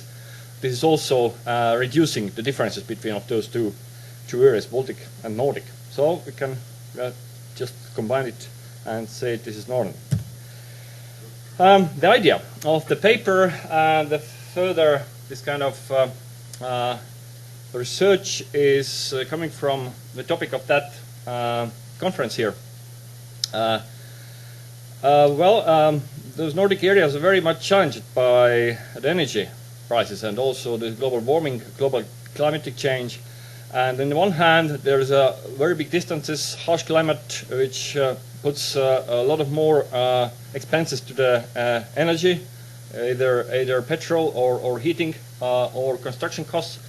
On the other hand, there's a lot of land, free land, which can be used for generating this energy. When we're speaking about biomass, of course, hydro energy is very much used already, but when you're speaking about biomass, when you're speaking about wind, so there is a lot of resources still available and not used. Or just one, two comparative models, what's going on in the next 100 years. So probably the biomass will grow more, and we just discussed yesterday with the organizers about the climate here. So it has been really pleasant summer also here in Akureyri, which is very far north and close to Greenland. So something is going on, and it's rather positive for the Nordic territories than compared to southern Mediterranean, which is probably going to be deserted in longer run. And on the other hand, we have here positive trends, but we continuously losing population. Those peripheries, especially far from national capitals, and Baltic countries in general, and Faroe Islands and Iceland, they're losing population because of certain economic powers, globalization, etc. And now the question is how to change this a trend, because in the future probably the opportunities are more and more positive. And it's also important for regional education institutions, because now there's a trend to amalgamate those in the Nordic countries, and the smallness of those regional institutions is also the critical issue. But of course, there is a nice tradition of Nordic higher educational policies, setting up colleges, first universities, then colleges in different regional locations, and it has been really sort of success, bringing those communities along in the global development, bringing new knowledge to the local areas, and this is definitely. Sometimes it's said that educational policy has been the only real positive result of regional policy in the Nordic countries, but of course this is maybe too strict. Then the idea is whether these actually those academic institutions have been challenged by the headquarters. In our case, we have university colleges which are part of bigger universities located in the regional capitals. And they are now challenged by ministry and also by the headquarters, mother universities, who are demanding for academic excellence. And of course, if you are small, you have to specialize very narrowly. And what is demanded is this very specialized knowledge production. But when we look last crisis, then those regions which were very narrowly specialized, they actually suffered quite hardly, and the resilience of those regions is really under question. And at the same time, there is also another approach, so-called Jacobian clusters or Jacobian networks, which take a different approach to knowledge production. And now, of course, the regional higher education institutions, they have question marks whether they are specialized or to deal with wider green economy knowledge. Well, it's probably well known for you what is green economy.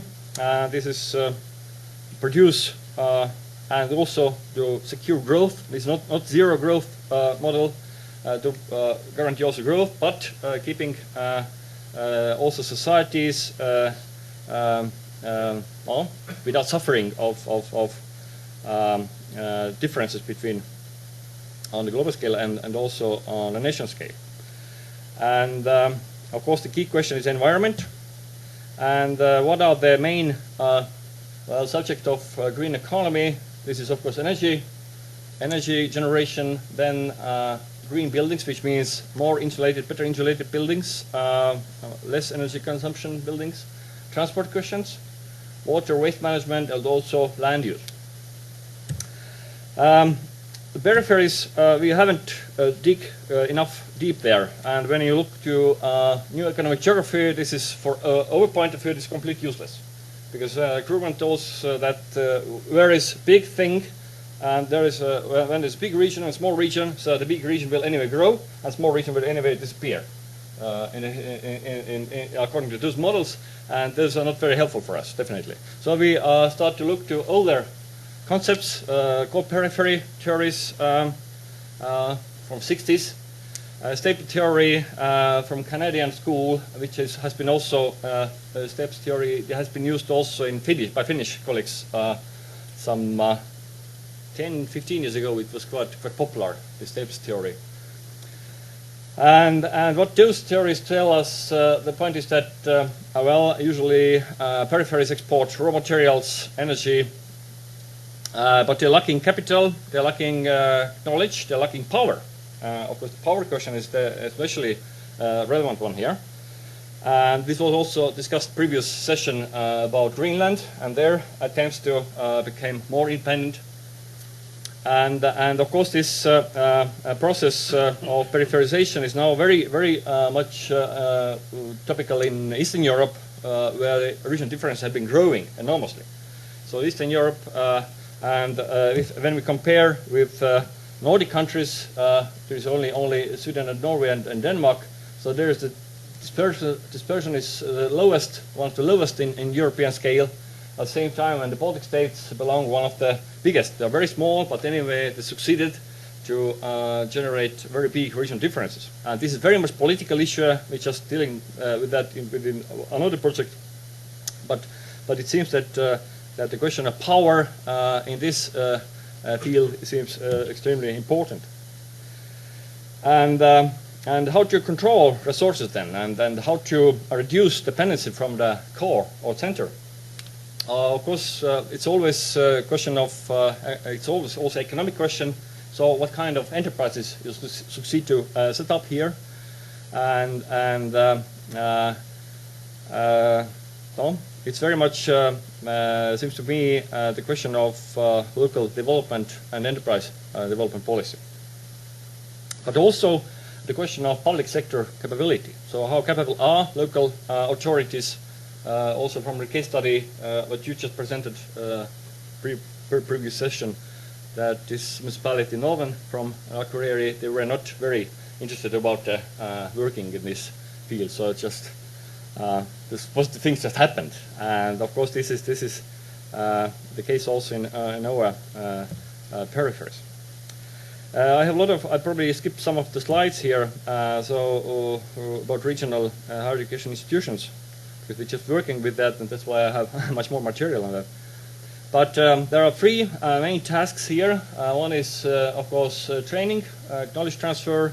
Second is knowledge creation, which is considerably less important in regional colleges, regional higher education institutions than in main universities.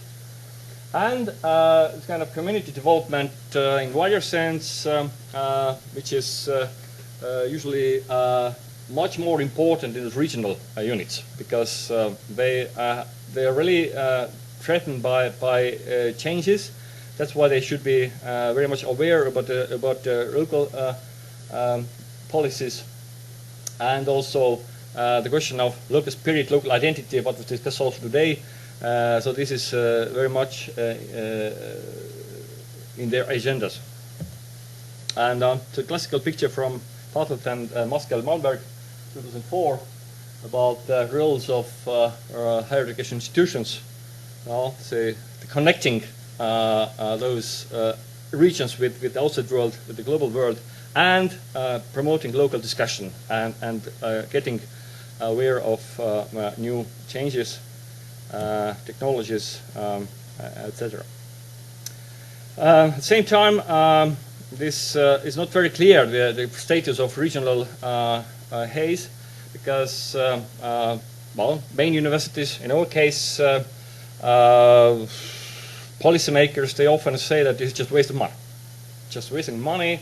You can make much better science in the bigger centers when you focus more on certain topics. But here you're just dealing with so many different things, and at the same time, it's very hard to measure, of course, those results, and this also has been underlined. And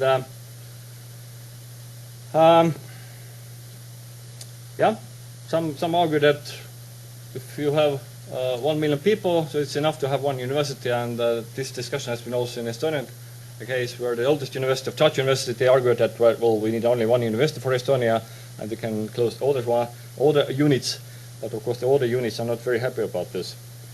And at the same time, it's very clear, as I mentioned in the beginning, that the regional universities or regional colleges, they have been really important for pulling up a regional level of knowledge. And there is a vast literature about knowledge and space. So just starting from path dependencies and evolution economic geography, going all the way, and continuing with sticky knowledge and local buzz and regional resiliency, and finally last year learning is pace by Hassink and Klerding. So what is very interesting is that it seems that all the discussion goes further to the micro level, so from general to the micro level. So looking also today's first keynote speaker focused on that you must go to people and ask what's really going on there, and I think this is this is the right to conclude in that way. Okay, I skip some slides here. Maybe this is really this is new hot hot topic, 2 minutes. Okay. New hot topic, smart specialization. And I must say that most Estonian civil servants, they have their own smart specialization understanding. So everyone has its own understanding of that concept. And that's why, but the main point is there are two main critical questions. One is size, so choosing the right size of this region where you have this development strategy. And second one is bottom-up or this kind of local capacity to lead this strategy. And also Espoo has been working on that. Just Roberta Capella finished last year project KIT, and again every region should define its own pattern of innovation. This is here the HAYS have a really crucial role to help to define this path. Well, just skip some stuff here. So the basic dilemma for regional higher education institutions is whether to specialize more narrowly, and this is now pushed by national agencies by, as they understand, smart specialization in that way, and also by the universities, or to meet the needs of the regional authorities, regional enterprises, and to go for more extensive technology transfer activities, incubation services, and of course all kind of training, IT services, entrepreneurial skills, and maybe also this green economy, because it seems to be more and more important to make this change quicker. And I just leave it here, and then we can discuss when you have some questions. So I think when you're speaking about regional higher education institutions, so we can divide the fields of action into 5 categories.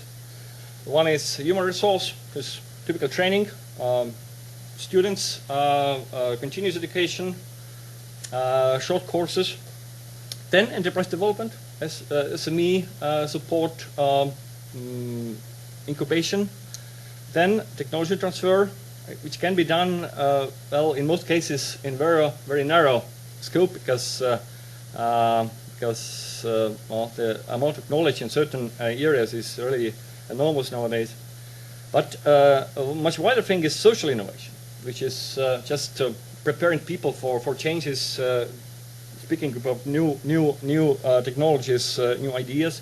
And what is extremely important in my mind is policy innovation. It's a question of power. How those local local authorities understand the new concepts, how they go along with changes. Because I just spoke from 4 or 5 years ago with some local authority people, and the term cluster was just a very new thing for them. When you speak with Nordic, local authorities saw this was already this kind of buzzword some beginning of 90s. Okay, well, I think I stop here. I have just more elaborated those 5 categories, and maybe you have some questions. Or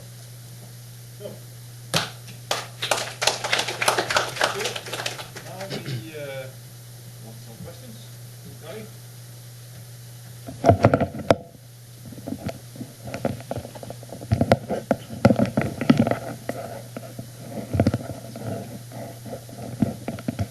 Yes, my name is Vífill Karlsson, and you talked about universities or university institutions, and stated that larger units were much better than smaller ones. Some think so.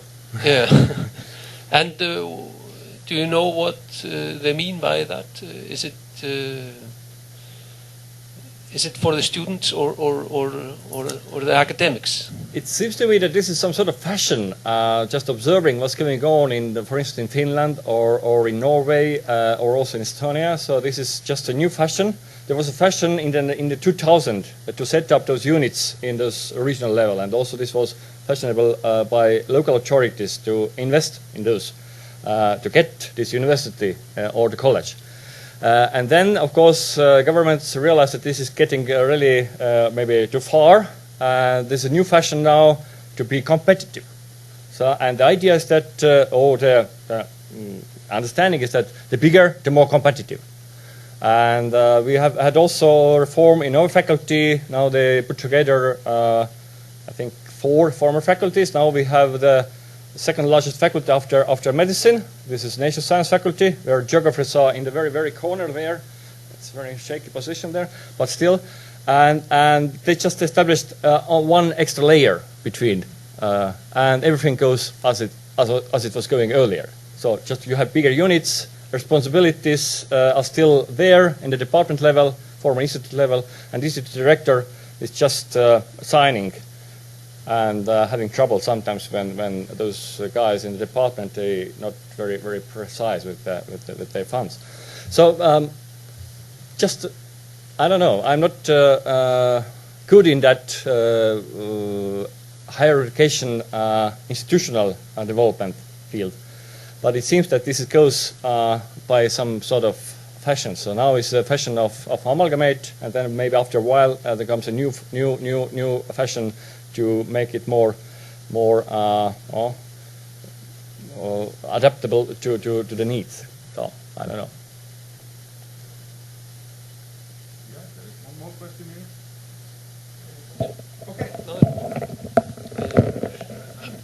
I sort of have the experience of being a teacher in a very small university here in Iceland. Initially, there were only 90 students, and the administration staff was only 1.5. Then the institution expanded very fast, and we had 600 students. But the administration staff was approximately 30. So you don't, this very small example shows that the scale economies, the efficiency is not there. But, right. But maybe there were only, it was only bad management, I don't know. But these are the numbers, at least. Yeah, I agree with you. Yeah. It may happen that bureaucracy start to rule. Yeah, we have one more question. Thanks. I just wanted to make sure I was understanding the sort of the point you were coming to at the end of your presentation. So it seems like, to me, that you're advocating for a regional approach, but you can correct me if I'm wrong, but that you see this as a positive thing. But then you were making a point at the end where you said there's different ways you could use a regional institution of higher education, and one would be something that you called the niche development, so specialization, and then you were starting to compare that with promoting green growth. Is that the alternative, or what would the alternative be? I wasn't quite understanding. One next when you speak about functions which are carried out in most those higher education institutions. Usually they do some teachers training, they do some entrepreneurship studies or enterprise business studies there, training. They do some IT, which is not everywhere now, but they realized we're just having field works going on, and they responded that this IT should be perhaps one of the fields which should be delivered everywhere, because the IT sector is so quickly changing, and you need to upgrade in that field. And this idea of this paper I'm thinking is that maybe there is one more this kind of general subject, which is green economy, to cover it all country, not only that one college is specializing on that or one university, because university they anyway fighting on that field, so that just to cover also this area of course. Now the question is what specifically, in what amount, etc., etc. So this is just several question marks, but this is just an idea. That's it. Thank you very much, Kári. And now we go over to the next contribution. NRF Young researcher Marguerite Marlin is a PhD candidate in political science at McMaster University in Canada. Specializes in the study of civil society, influence on national and international policy, particularly in Canada and the Russian Federation. For her Leveraging PhD globalization thesis, Marguerite is undertaking a comparative study of Arctic indigenous influence on Arctic policy through parliamentary committees in Canada and Russia. Margaret's topic today is leveraging globalization, how global values offer a comparative advantage for IPO influence on Arctic policy. Hello? Oh, sorry. Hi. Good afternoon, everybody. I hope you're not suffering from information fatigue at the end of this conference. So I'm here today to talk about indigenous influence on Arctic policy. So my thesis is essentially visible in the title, that I feel that global venues do offer a comparative advantage for influencing Arctic policy from IPOs. I go right into the causal explanations of this. I will revisit this at the end, but just to give a quick overview. One is Gritch's thesis that globalization has further empowered states to marginalize civil society within their own borders, and this is partly because of the remoteness of some of the structural decisions that by the WTO and other organizations that has allowed states to feel locked into certain things. Then on the other hand, Clarkson and Wood have a theory that globalization has actually created opportunities for civil society to gain influence outside of their borders. So it's sort of this inside and inside out approach to this similar dynamic, but by different actors. Then Haas has this seminal work on epistemic communities. This is very relevant to the dynamic that I observe. You can see a lot of these themes. I enjoyed seeing these themes run through the conference through some of the other speakers. When Lassi Heinonen talks about knowledges, so you're discussing the similarities of that to epistemic communities. So there's all kinds of commonalities there. Then some broad institutional dynamics. There's an overview of all of the dynamics here, or at least a few key ones. One is that with traditional state-based or international decision-making on environmental issues, and indigenous groups are given the same status as NGOs. So this is fairly consistent. This is really consistent across all of the Arctic nations, and so it's limited to the participating in the shaping of norms. Party politics, for various reasons, are not very good venues for IPOs to achieve better representation in Arctic policy decisions. Part of this has to do with demographics, which I will visit later in the presentation, and also some of it has to do with party discipline that is very majoritarian in its focus. And on the other side, at venues in organizations such as the Arctic Council, IPOs, as we know, participate more directly as permanent participants, and the level of consultation required for proposals results in some IPO veto power. This is not limited to the Arctic Council. You can observe similar dynamics in the ICC and other organizations. Okay, so I do kind of give an overview of countries. And so I sort of group these into some categories here. Canada, Russia, the United States, and to a lesser extent Norway. I see sort of a neo-pluralist dynamic there where they're circumventing IPO influence where it's seen to conflict with resource development projects. So while there may be some resource revenue sharing and other developments in a positive direction, it's limited to how it coincides with resource extraction. So Sweden and Finland's shortcomings in this area, I note that they appear to be characterized by inaction arising from systemic compartmentalization of indigenous issues. It's sort of to do with the Sami parliaments, how how the governments have incorporated the input of the Sami parliaments individually in the nations into the policy.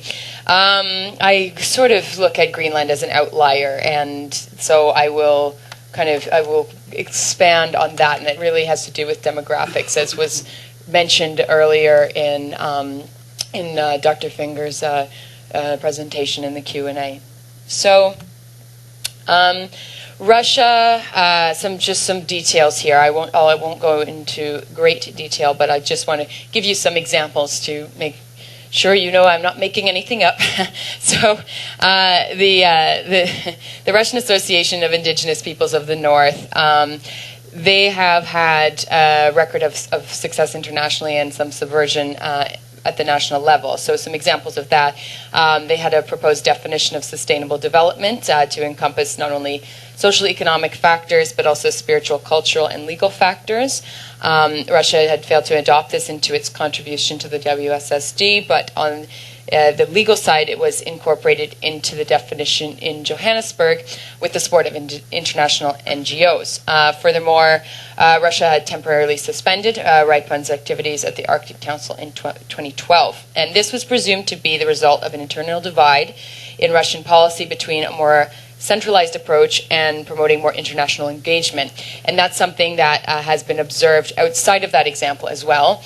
There's constant reevaluation and reform of governing bodies tasked with crafting policy on indigenous issues. Also, the ministry tasked with developing legislation for indigenous peoples is the Ministry of Economic Development and Commerce. Then there's further evidence, the provinces versus the autonomous okrugs at the Fora of Indigenous Rights Protection in Russia. That shift is due to the fact that the okrugs are not seen as being pro-development enough. So that has been the strategy, is to shift onto the provinces because of that. So in Canada, the Beverly and Omanurjuak Caribou Management Board, there's a certain amount of co-optation that can be observed there, and it kind of illustrates some of the problems with the label of consultation that is used. First of all, on several levels, it's a bit of a marginalization dynamic that can be observed there. Resource management in the first place, it's a concept highly charged with Western values in that the relationship to the caribou by the indigenous peoples there is not really looked at. And the sacred values that the indigenous communities put on the resource is different to this management approach that is often taking place in boardrooms and looks like another office meeting that you might see. So beyond that level, there's also, it has been reported in this management board that scientists have not always been open to hearing from indigenous perspectives of caribou migration. So even some of the methodology, the feedback would be, well, you are marking these caribou as being a certain number in this area, but what you're doing is actually scaring them off. The way you're tracking where they are they are aware of this process and they're going elsewhere. So this was ignored, and that has been observed at various levels. Another one is the Nunavut Impact Review Board. Their reviews are for the geomapping for energy and minerals projects. The GEM projects are actually the highest expenditure of the Northern Strategy, Northern Development Strategy of Canada. And so this is very significant because they actually are saying, this is a perfect example of an epistemic community. What you can find is this geomapping for energy of minerals. So it's explicitly geared toward mapping areas that have never been mapped before in the seabeds, but not for the public interest, not even for a general purpose, but for energy and minerals. So the NIRB has actually only vetoed one project of GM, and Of the ones that they have not denied, there has been a lot of observation of the way that they have ignored and marginalized a lot of the feedback that they have received from the communities. So the one project that they denied was only after strident community opposition, has to be very unanimous, has to be very high profile. So then, by contrast, I sort of go into how IPOs sitting as permanent participants of the Arctic Council were involved to a significant degree in the Arctic Climate Impact Assessment, which was a watershed assessment, and they also had related policy recommendations following up on that. And this is seen as a positive contrast at the structural level as well, which I note under that. So also in the United States, that's my next example, similar to Canada. IPOs often form regional corporations and participate directly in the economy as private landholders. So the result in this in Alaska has been that corporations have eclipsed the AFN, and the Alaska Native Claims Settlement Act was a very good example of that, because it really got rid of a lot of hunting and fishing rights that had been there before, and really funneled all of the representation into these regional management boards, which are industry-based. So by contrast, the Arctic Athabascan Council, which is also Canadian, it's a global organization. It has worked with Arctic Council-led bodies to produce other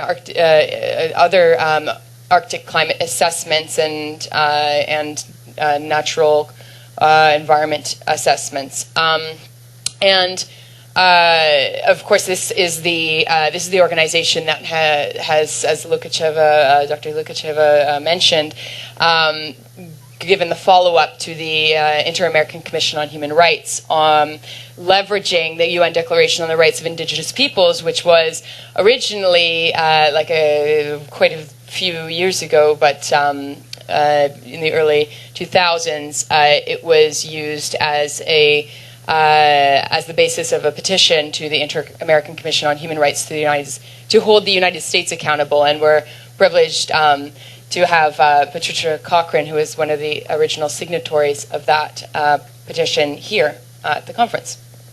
Okay, Sweden, Norway, and Finland. As I mentioned before, this dynamic of kind of marginalization, I will explain. So the Sami Council is a permanent participant in the Arctic Council and Economic Social Council of the UN, and the Nordic Sami Convention regulates legal relations between those countries, the Sami in those countries. It also recognizes the Sami as an individual people, and this provides some basis for determination. So I contrast that then with Swedish legislation in the first instance that does not recognize the Sami as an indigenous people, despite contradictions in the European Council Framework Convention on minorities. So then also, I note that Sweden and Finland have not ratified the ILO Convention 169, and this requires signatories to recognize and protect cultural requirements of indigenous peoples and involve IPOs in consultations. Finally, in Finland, rights acknowledged by the Sami parliament there are not supported by requirements for official exchanges wherein members of the Sami parliament can advise the Finnish government on whether legislation is meeting necessary conditions. So these are three examples that I'm going to give. I won't go too much into the Norwegian example. Essentially, it's a caveat that in the Finnmark Act, there is some provision for this kind of representation, but ultimately this has to be approved by the minister. So again, it's these ideas coming up from the top, but the decision-making power is still reserved. So I'm going to switch past that slide. In Greenland, I really just note that the home rule policy is unique among the Arctic states, and the indigenous population has a lot to do with that. So 85% of the population in Greenland is indigenous. In Russia, it's less than 1%. United States is really less than 1% because with all indigenous groups measured, it's 1.2%. Canada, 0.2% or just over 50% of territorial residents. So in all of the other Arctic nations, essentially less than 1%. But in the Arctic as a whole, if it's looked at as a region, as a global region, you have 10% of all the population in the Arctic is indigenous. So when you are looking at the Arctic from that lens of global policy, the stakeholders, the indigenous people are seen as stakeholders much more readily in that context. So I don't have time to argue with myself. I don't think so. You'll have to argue with me at the end. So I will try to.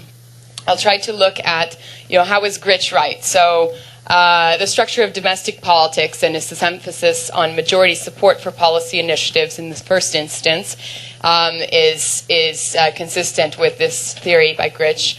The state's competitive role in initiating lucrative Arctic resource project to the detriment, in some cases, certainly, of indigenous rights are factors. So that's seen as being the cause, this need for states to perform the function as competitors. So, and on the other hand, of course, by contrast, there is not quite that equivalent at the global level. Okay, so Clarkson and Wood. Then I note that in this that IPOs have themselves been active in choosing venues that deal with the jurisdictional area of a circumpolar Arctic in which they have better demographic representation than in their individual states in which they reside. And so this is one element of the advantage. It's a significant one, I believe, but it coincides, of course, with the first dynamic that I described, and they're all interrelated, essentially. So the third one on epistemic communities. In the first slide on Canada, or I think I just had one slide, I was talking about geomapping for energy and minerals, and that approach is very much a symptom of this dynamic that's described by Hess, that scientific communities can be scientific epistemic communities can be influenced politically at any level, nationally or internationally. However, when science is funded at the state level and it has taken shape in ways that explicitly privilege business and resource extraction, it is much more difficult to achieve balanced views on what can be found. So if what you're trying to find is explicitly how to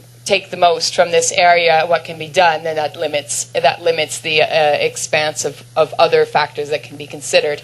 And of course, the contrast with the Arctic climate impact assessment, which received very positive reviews from many of the permanent participants, not only them but also outside observers. It's a contrast that I think speaks volumes, and that is essentially the dynamic that I'm trying to describe, and some of the causal factors that I think get to the heart of why it's the case. That's it. Yes.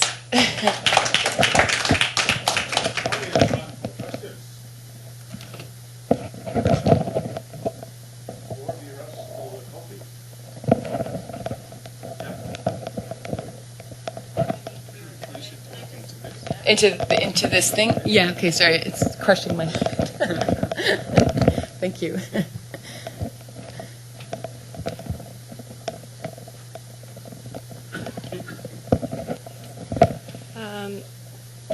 You covered a lot of ground in a short period of time.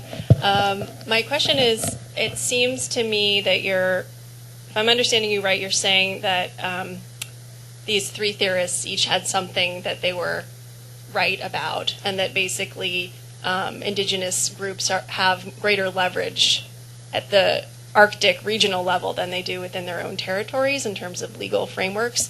But I was a bit confused because the cases that you chose within each country to compare with the successes internationally were different cases. So I think it's hard to compare.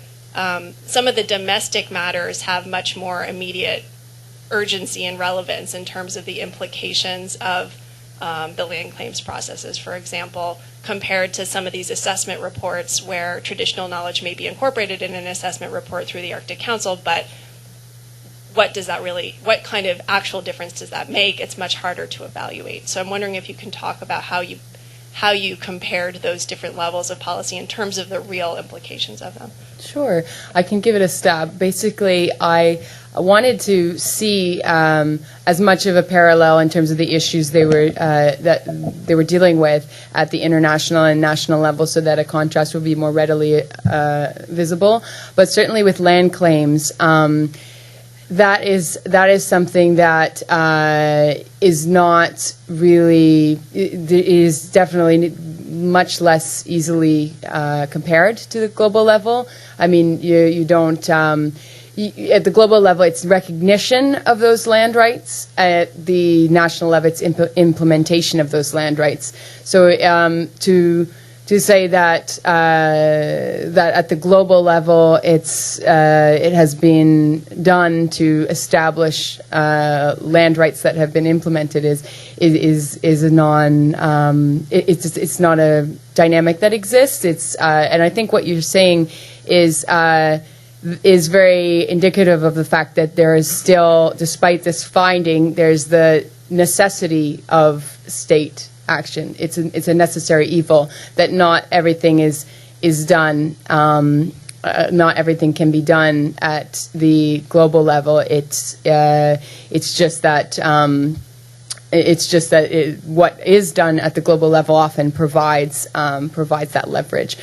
Also, I think land rights, land claims have been done very differently, and in fact, I see more progress and more of a historical timeline there in terms of how to talk about land claims. Certainly in Canada, land claims have come a long way, and if I were to describe something as much more of a success story, or in those terms, I would say that land claims, while having a huge backlog and all kinds of problems in the complexity of implementation, the orientation of the state towards actually achieving that has gone probably leaps and bounds. Maybe that's a bit optimistic, but or overemphasizing what has been done, but in the way that it has been done, it's being done completely differently in the last few years. With the First Nations land management regime, it extends to some of the northern communities, and so that's another whole thing. And so I'm not afraid to admit that sometimes the complexity is enough to deter that kind of inclusion in this kind of project. Thank you. Okay. So now we take a coffee break. A little late, but we'll just start 4 minutes over.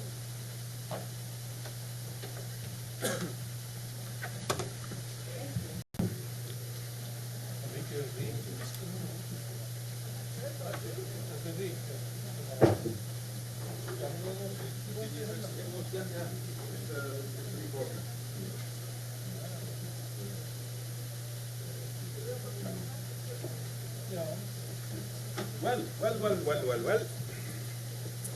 Let's continue.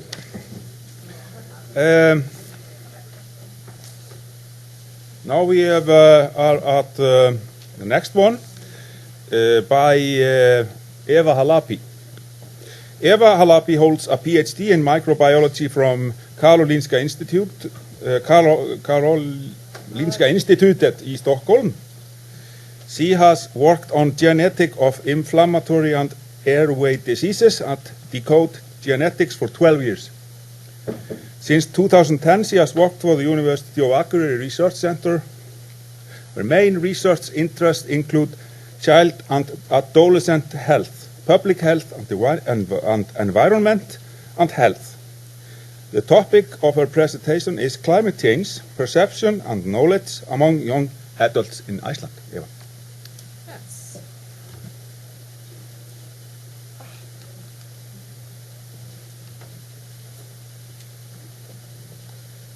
Which one? This one. Okay, is there a...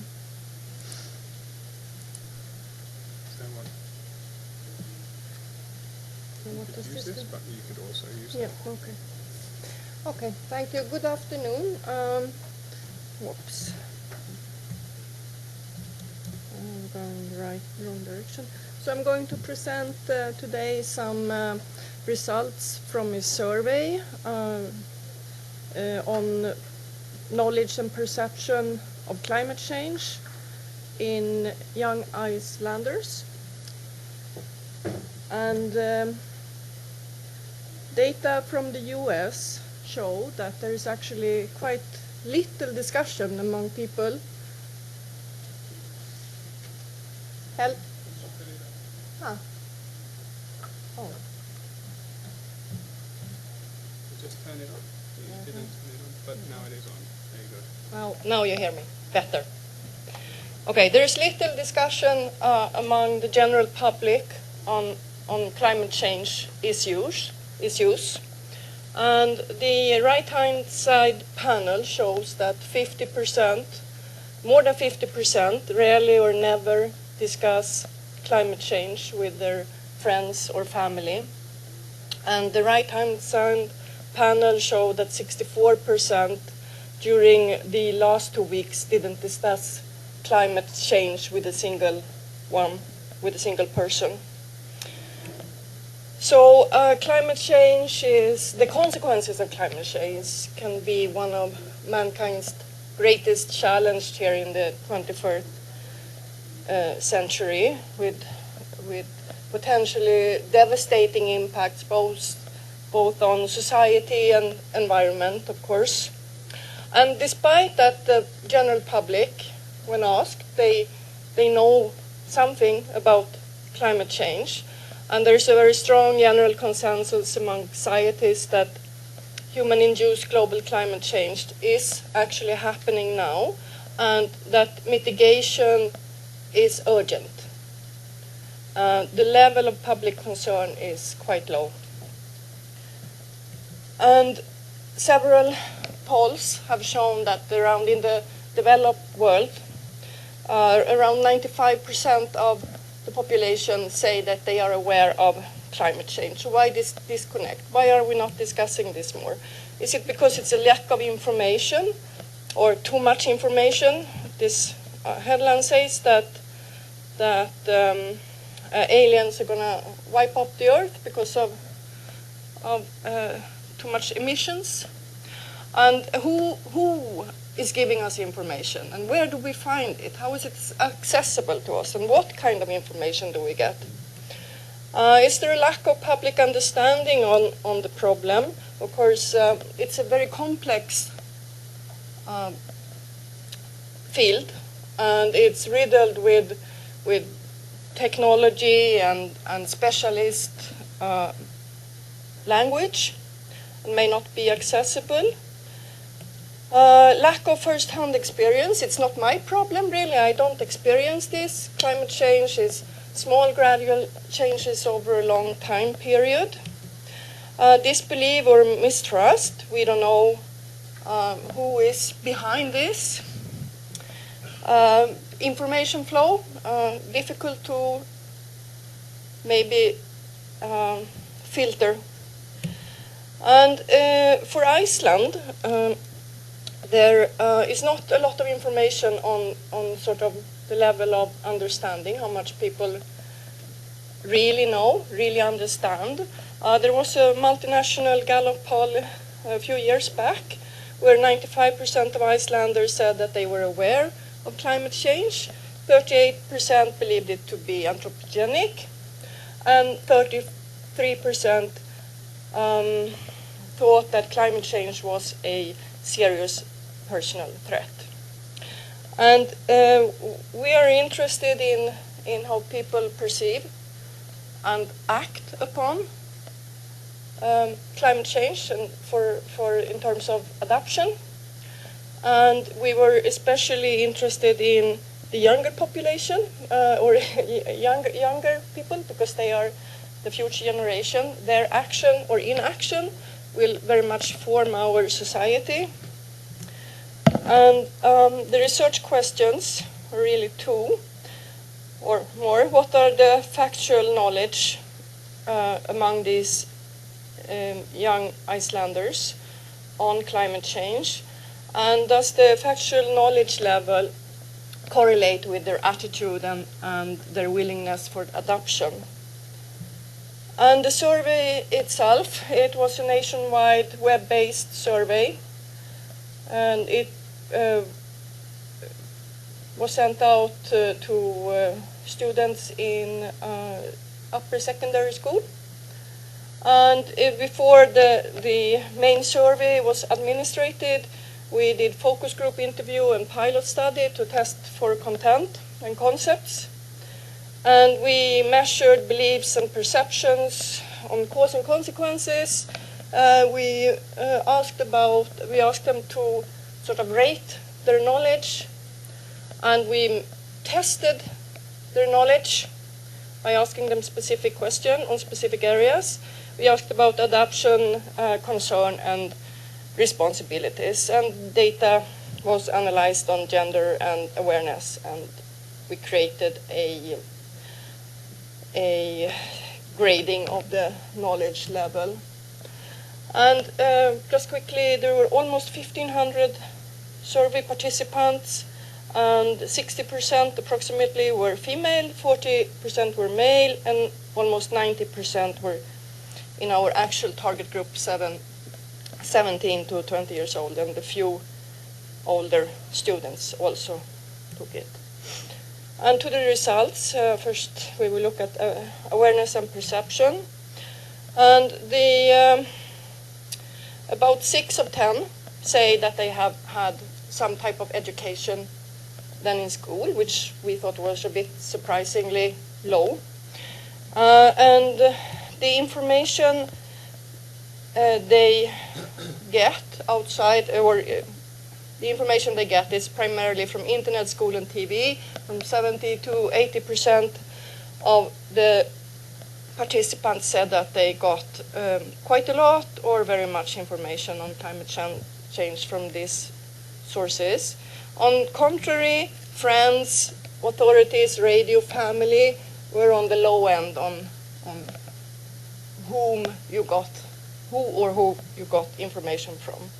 And most of the participants, they sort of rated themselves as being well-oriented on climate change issues. And we asked in 3 areas: consequences of climate change, ways to reduce warming, and how climate system works.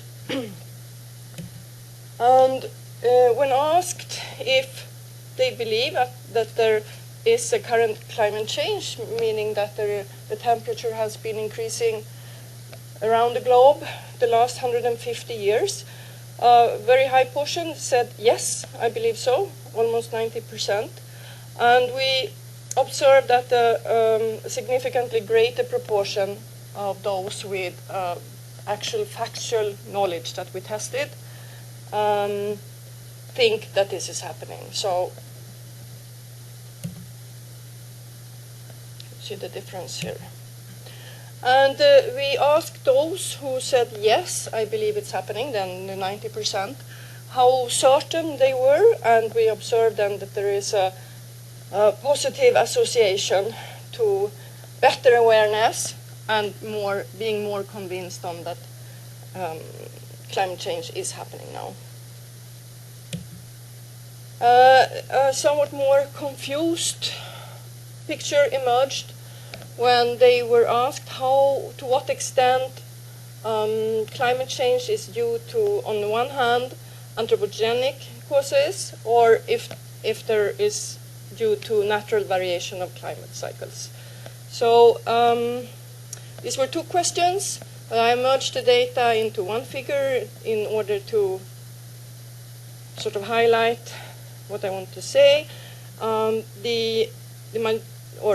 very small minority believe that climate change is entirely due either to human actions or it's all natural. It's only 1.6 versus and 4% respectively.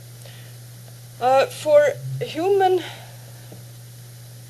action driving climate change, 53% said that this is mostly the scenario that we are looking at, whereas 67% felt that natural variation in climate cycles is contributing partly. So at least in Iceland, there is not one driving force in the general public's mind in this age group, at least. And they are aware of consequences, and the majority, around 70%, believe that the consequences that will come from continuing climate change will harm future generations. And as before, the more educated you are in this area, the more you believe this. They also express concern, but this concern is primarily directed to other regions of the world, not so much your municipality, here your nearest region, or your own person. And this is very much like data from other parts of the world, that it will not affect me personally. And the factual knowledge part, we assessed the factual knowledge in several areas listed here. And sort of the end result was that yes, these kids know quite a lot, some of them. However, the knowledge is spotty, to say. There are dark holes. There are areas that they are totally unfamiliar with. And there was a rather marked gender difference in that, which is shown here in the figure. And what we see is the score, the number of correct answers from 1 to 30, which was possible. Max somebody here got, I think, was 27. So you see the blue bars, that's the result for male. So they are sort of shifting over to the right side. That means that they have higher scores. So they had more correct answers, and that's reflected in the mean among males, which is 15.4, versus the mean for female is 12.4. It's considerably lower. And I'm just going to show some example on areas that we covered. Greenhouse gases, 64% know that greenhouse gases trap heat in the atmosphere. However, 1 of 3 females said it was connected to the protective ozone layer. And the figure below just highlight the difference between males and females. 73% of males gave or picked the correct answer versus 58% of females. For fossil fuels, most people know the main, or oil, coal, and gas are fossil fuel, and we were asking about some other type of energy sources. For instance, here in Iceland, 52% of the participants believe that wood is a fossil fuel, and there may be some naming confusion in what fossil fuel, the translation of fossil fuel into Icelandic. Here we see that, a large proportion of both male and females are incorrect, and males are rather incorrect and say that they don't know. And ocean acidification is an area that we can call a sort of black hole knowledge-wise. Very few of our respondents knew what it meant. They guessed it was more related to chemical spill or acid rain. And there is also a lot of misconception. Here's one slide. It's a bit busy. I'll try to talk you through it. The participants had to pick one of 4 statements. 2 minutes. Yep.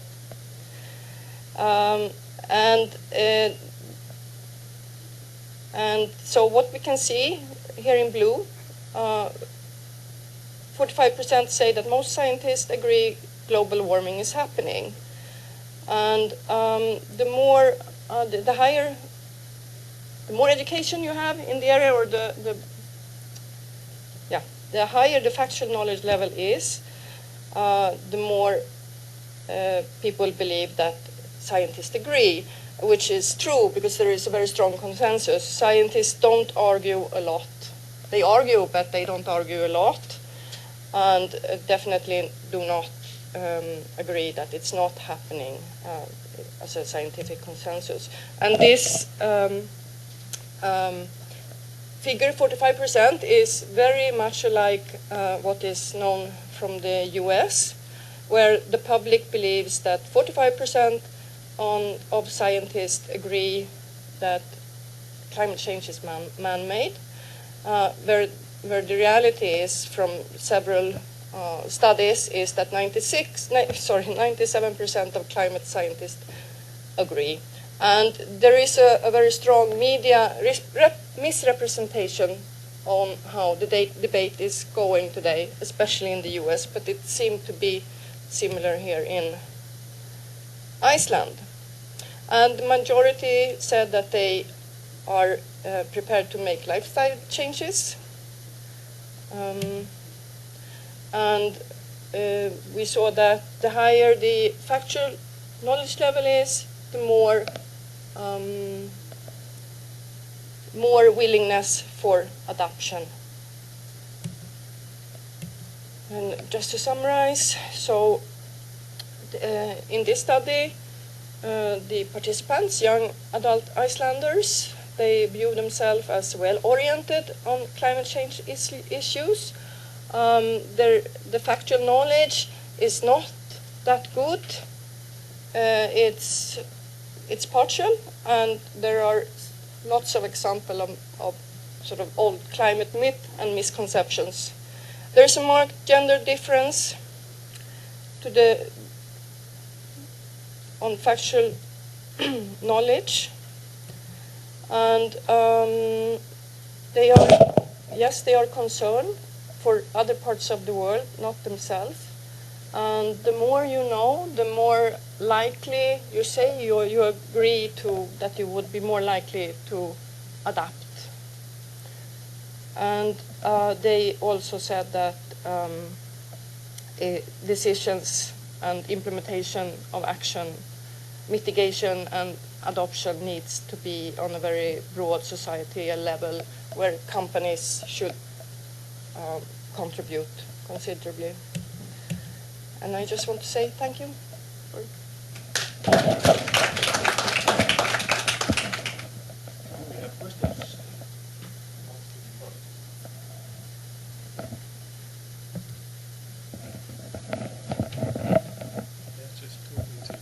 Yeah. Okay. Thanks.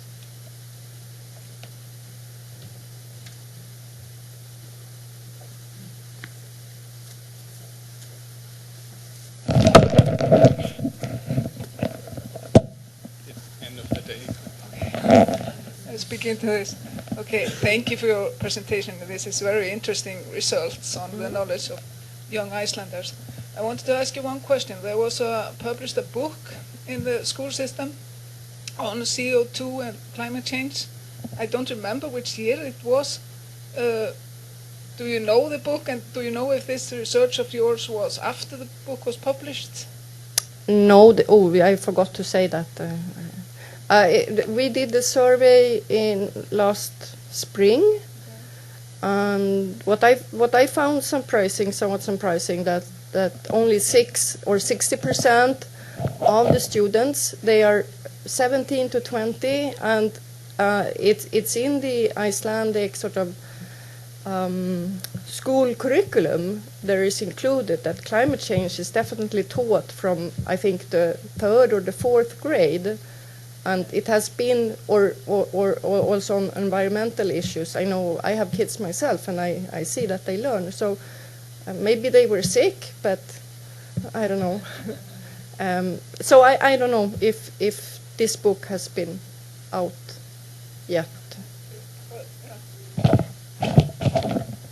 Because I believe, like our generation, we didn't get much education on climate change, so we would believe that this generation would be people who know about this. So it's a bit little of a scary conclusions that you have. But to paraphrase one of our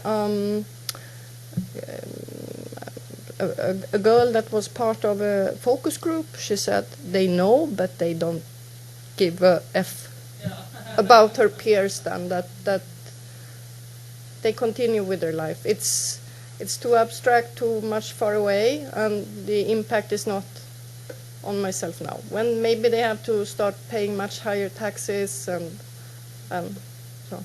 But.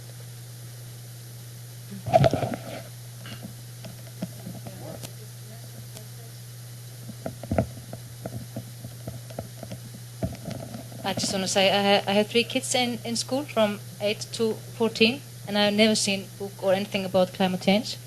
And I think we have to do something about it because it's close to us. And I think even though people say they know something, they don't really know what's going on, like in Alaska and stuff like that. Can I just make a quick comment on the way by?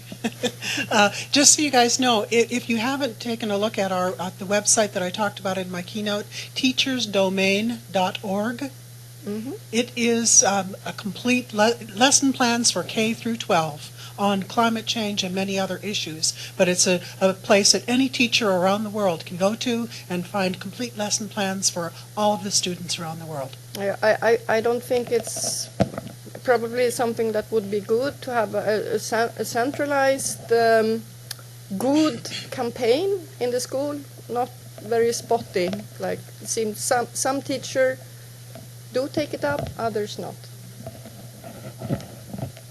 I think it would be interesting to compare the knowledge of preschoolers to the knowledge of primary school, because the kids from the preschool, they seems to be having much more education about the environment, because they are coming home and tell their parents what to do and teach you Yeah. And I think they are the best teachers. Now it seems to be much more empathized also on the green flag preschools than on the primary schools, at least here in Iceland. And the last question is coming here. I'm interested in the gender differences. Is this something that you see in other countries? Or is this something you see everywhere, that women are less interested in climate change than men? No, I think I've really been looking, and I think I've seen some papers that say the reverse. Women know more. Of course, this is a special age group. And maybe it is women are more likely to say I don't know, or. Yeah, because I saw there was a higher percentage of women that said I don't know than male. Yes.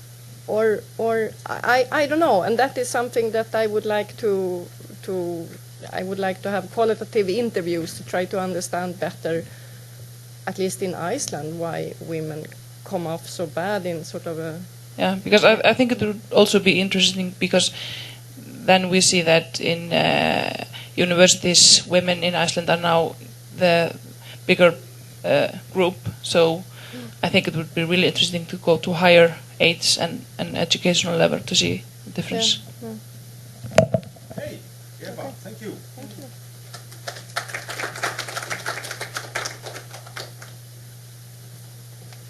Now the last contribution. Anna Lilja Sigurvinsdóttir has a bachelor's degree in psychology, a postgraduate certificate of education, and is currently working on her master's thesis in social science. She works as a researcher at the University of Akureyri Research Center and as a lecturer at the School of Humanities and Social Science here at the university. And the topic today is awareness, perception, and attitudes on global climate change among Icelanders.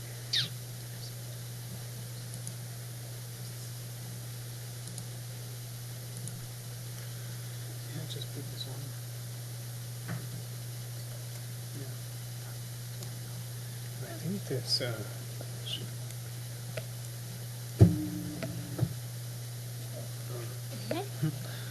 don't think you can unless it's this. No, I think we should just say.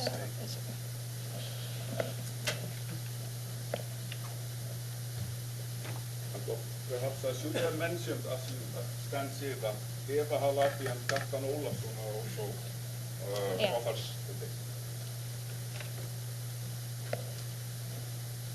Okay, good day. I'm here to talk about this study, Awareness, Perception and Attitudes on Global Climate Change among Adults in Iceland. We are still working on it, and well, I'm going to present to you the results from our focus groups.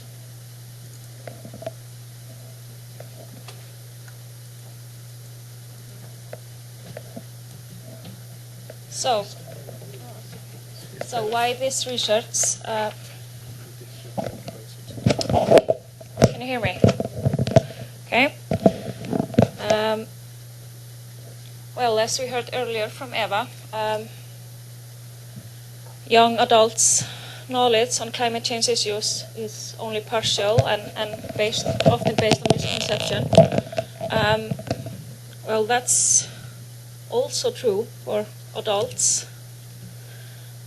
So we're taking the study that Eva was talking about to a next level, and we will build upon that study and extend it to do this one.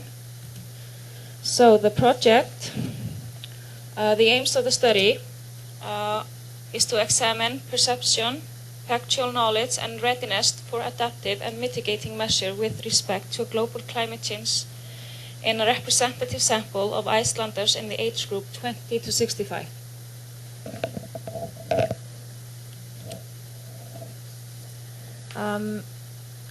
So at first we aim to optimize the current instrument via focus groups. Then we will assess the most cost-effective survey administration methodology by a pilot survey, and we will reach about 300 participants. And then we will assess general public perception and knowledge on climate change by nationwide survey. So we have already finished with our focus groups, and our next step is to work on the pilot study. So we had two focus groups, one in Reykjavik and one in Akureyri. And the role of the focus group was to get a better understanding, both on the topic, climate change, and on the survey, how we can make the survey more attractive to ensure a better response rate. And all interviews were in a group. They were recorded and analyzed. And we had three main subject areas: recruitment, administration, and contents.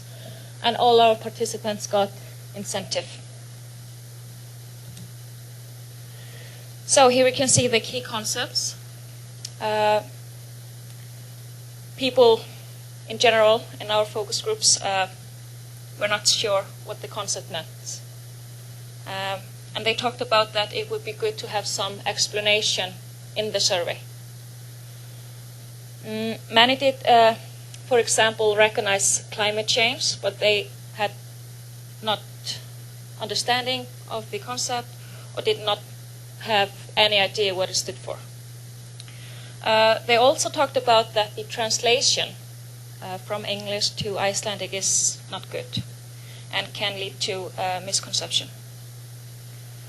Others talked about that the concept can scare off. They get intimidated by these concepts. And they think the concepts are too theoretical and too scientific.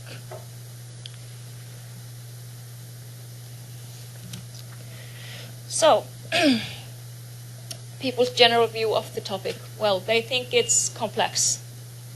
They don't know where the informations come from. They don't know if they can trust them.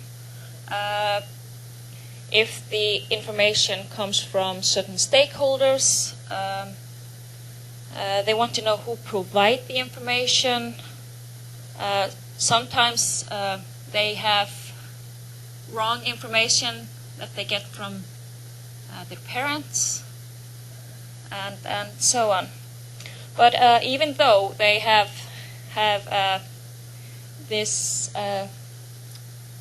ideas about the topic, this misinformation, they don't go out and seek the right information. They don't go online and verify if the information are correct or seek new knowledge. They know it might be wrong, but they do nothing about it. So actually, by not doing that, they are maintaining the myths and the misconceptions. So I think the topic is confusing. Most of them get the information from media. So and they know that the media isn't. The media is selling us something. They are putting it up like sometimes to scare us that the planet is dying and so on.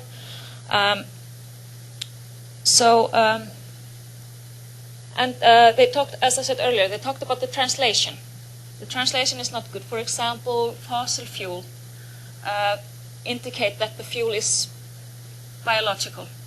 And if it's biological, it's good. So many of them thought that fossil fuel was a good thing. So and they didn't go and check out if it was right. They just, this is my idea, and I'm going to stick with it. So and they know the topic is important, but they feel like they can't make any difference. They feel the concept is so big that their action is so small. It doesn't matter. It doesn't make a difference, and they just feel like they're helpless. Can't do anything about it. And if I do something about it, it doesn't really matter because it's so small. And they talked about that they need a positive feedback. They need to know what they can do. And if they are doing something, am I doing it right? Where can I find some resource, and so on.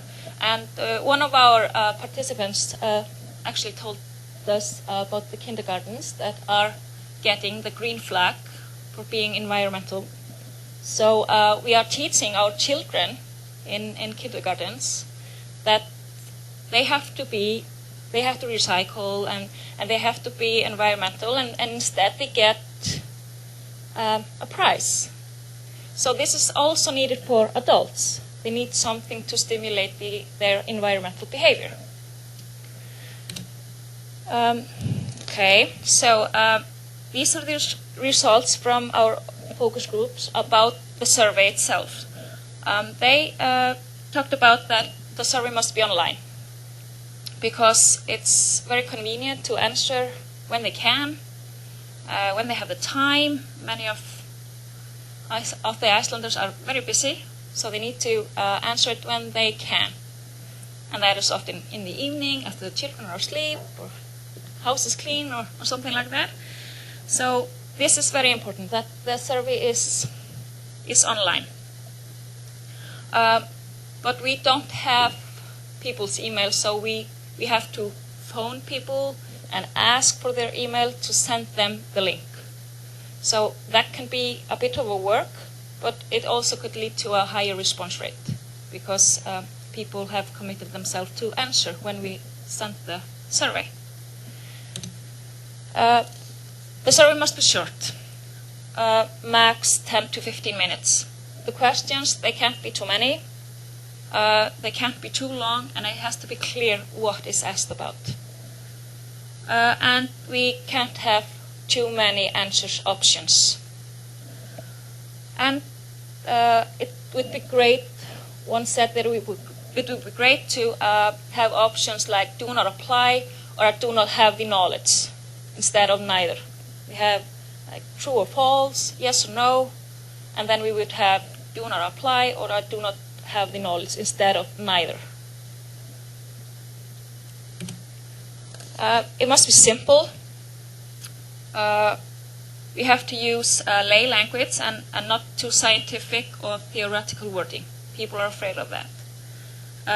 And some participants said if a climate change was used as a title, they would be unlikely to participate because they just think they don't have enough knowledge on the subject. So only by using climate change in the title, we are already scaring people off. The survey can't be like a test. Nobody likes to take a test. And we need some carrot, something to stimulate response. And that most of the participants agreed that the gift card that they got for participating in the focus group, that influenced their decision to participate. So,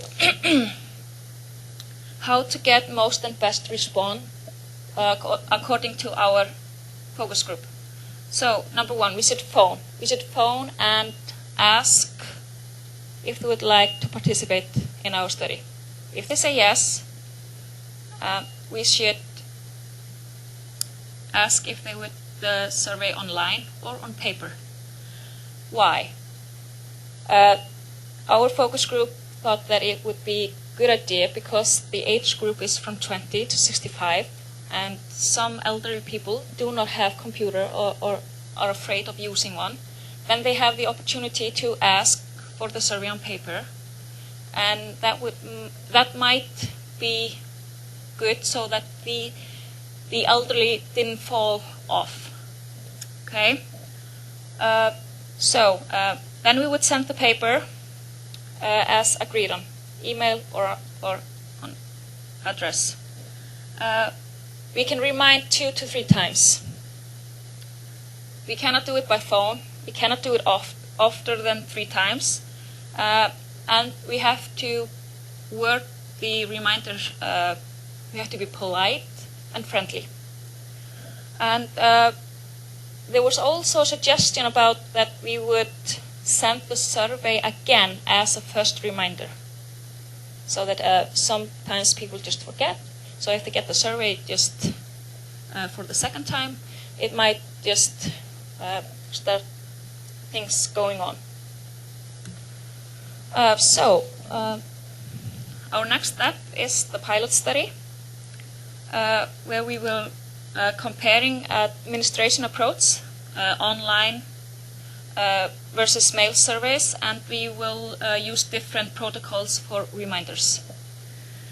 A preliminary estimate is to use 6 groups with 30 to 50 participants, but this might change a little bit. And the results from the pilot study will modify the main questionnaire.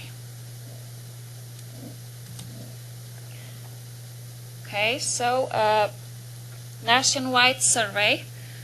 We will administrate the main questionnaire to 2,000 people in Iceland. We will use SPSS for our statistical analysis, and hopefully get the data reported in peer-reviewed scientific journals. So, significance. In addition to yielding knowledge on the Icelandic general public's understanding and perception of climate change, the study will also enhance methodological knowledge which will benefit studies in other areas depending on survey of population data.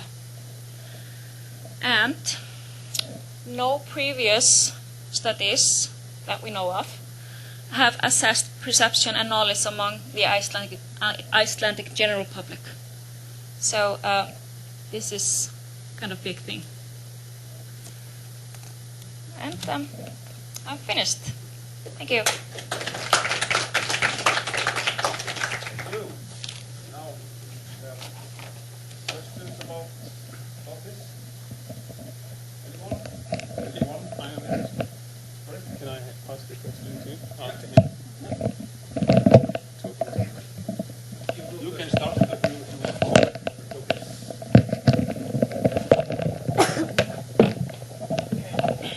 Because I have to sit down because this is awkward, this thing. Good luck with the project because it's the first one of its kind, as you said. When I first started my PhD, I was interested in the civil sphere and how European the civil sphere in Europe had an awareness of climate change in the Arctic, and so my approach to this problem was more of understanding the media. So I tried to do some kind of analysis of the media and did a kind of comparison with the potential of new media, kind of on the internet, to encourage the awareness of climate change in Europe. It was really interesting, and I didn't come back to that, but I would like to, and this was really inspiring. But how reliable is this kind of methodology that you're using to kind of gauge the awareness in Iceland? And then there was this issue of kind of giving a carrot to adults, as if, in a similar way that you would to children. And I thought to myself that even though you would give the carrot to the child and expect them to grow up with an awareness of climate change and an understanding and sympathy towards this kind of common effort towards to slowing down these effects, does it really work?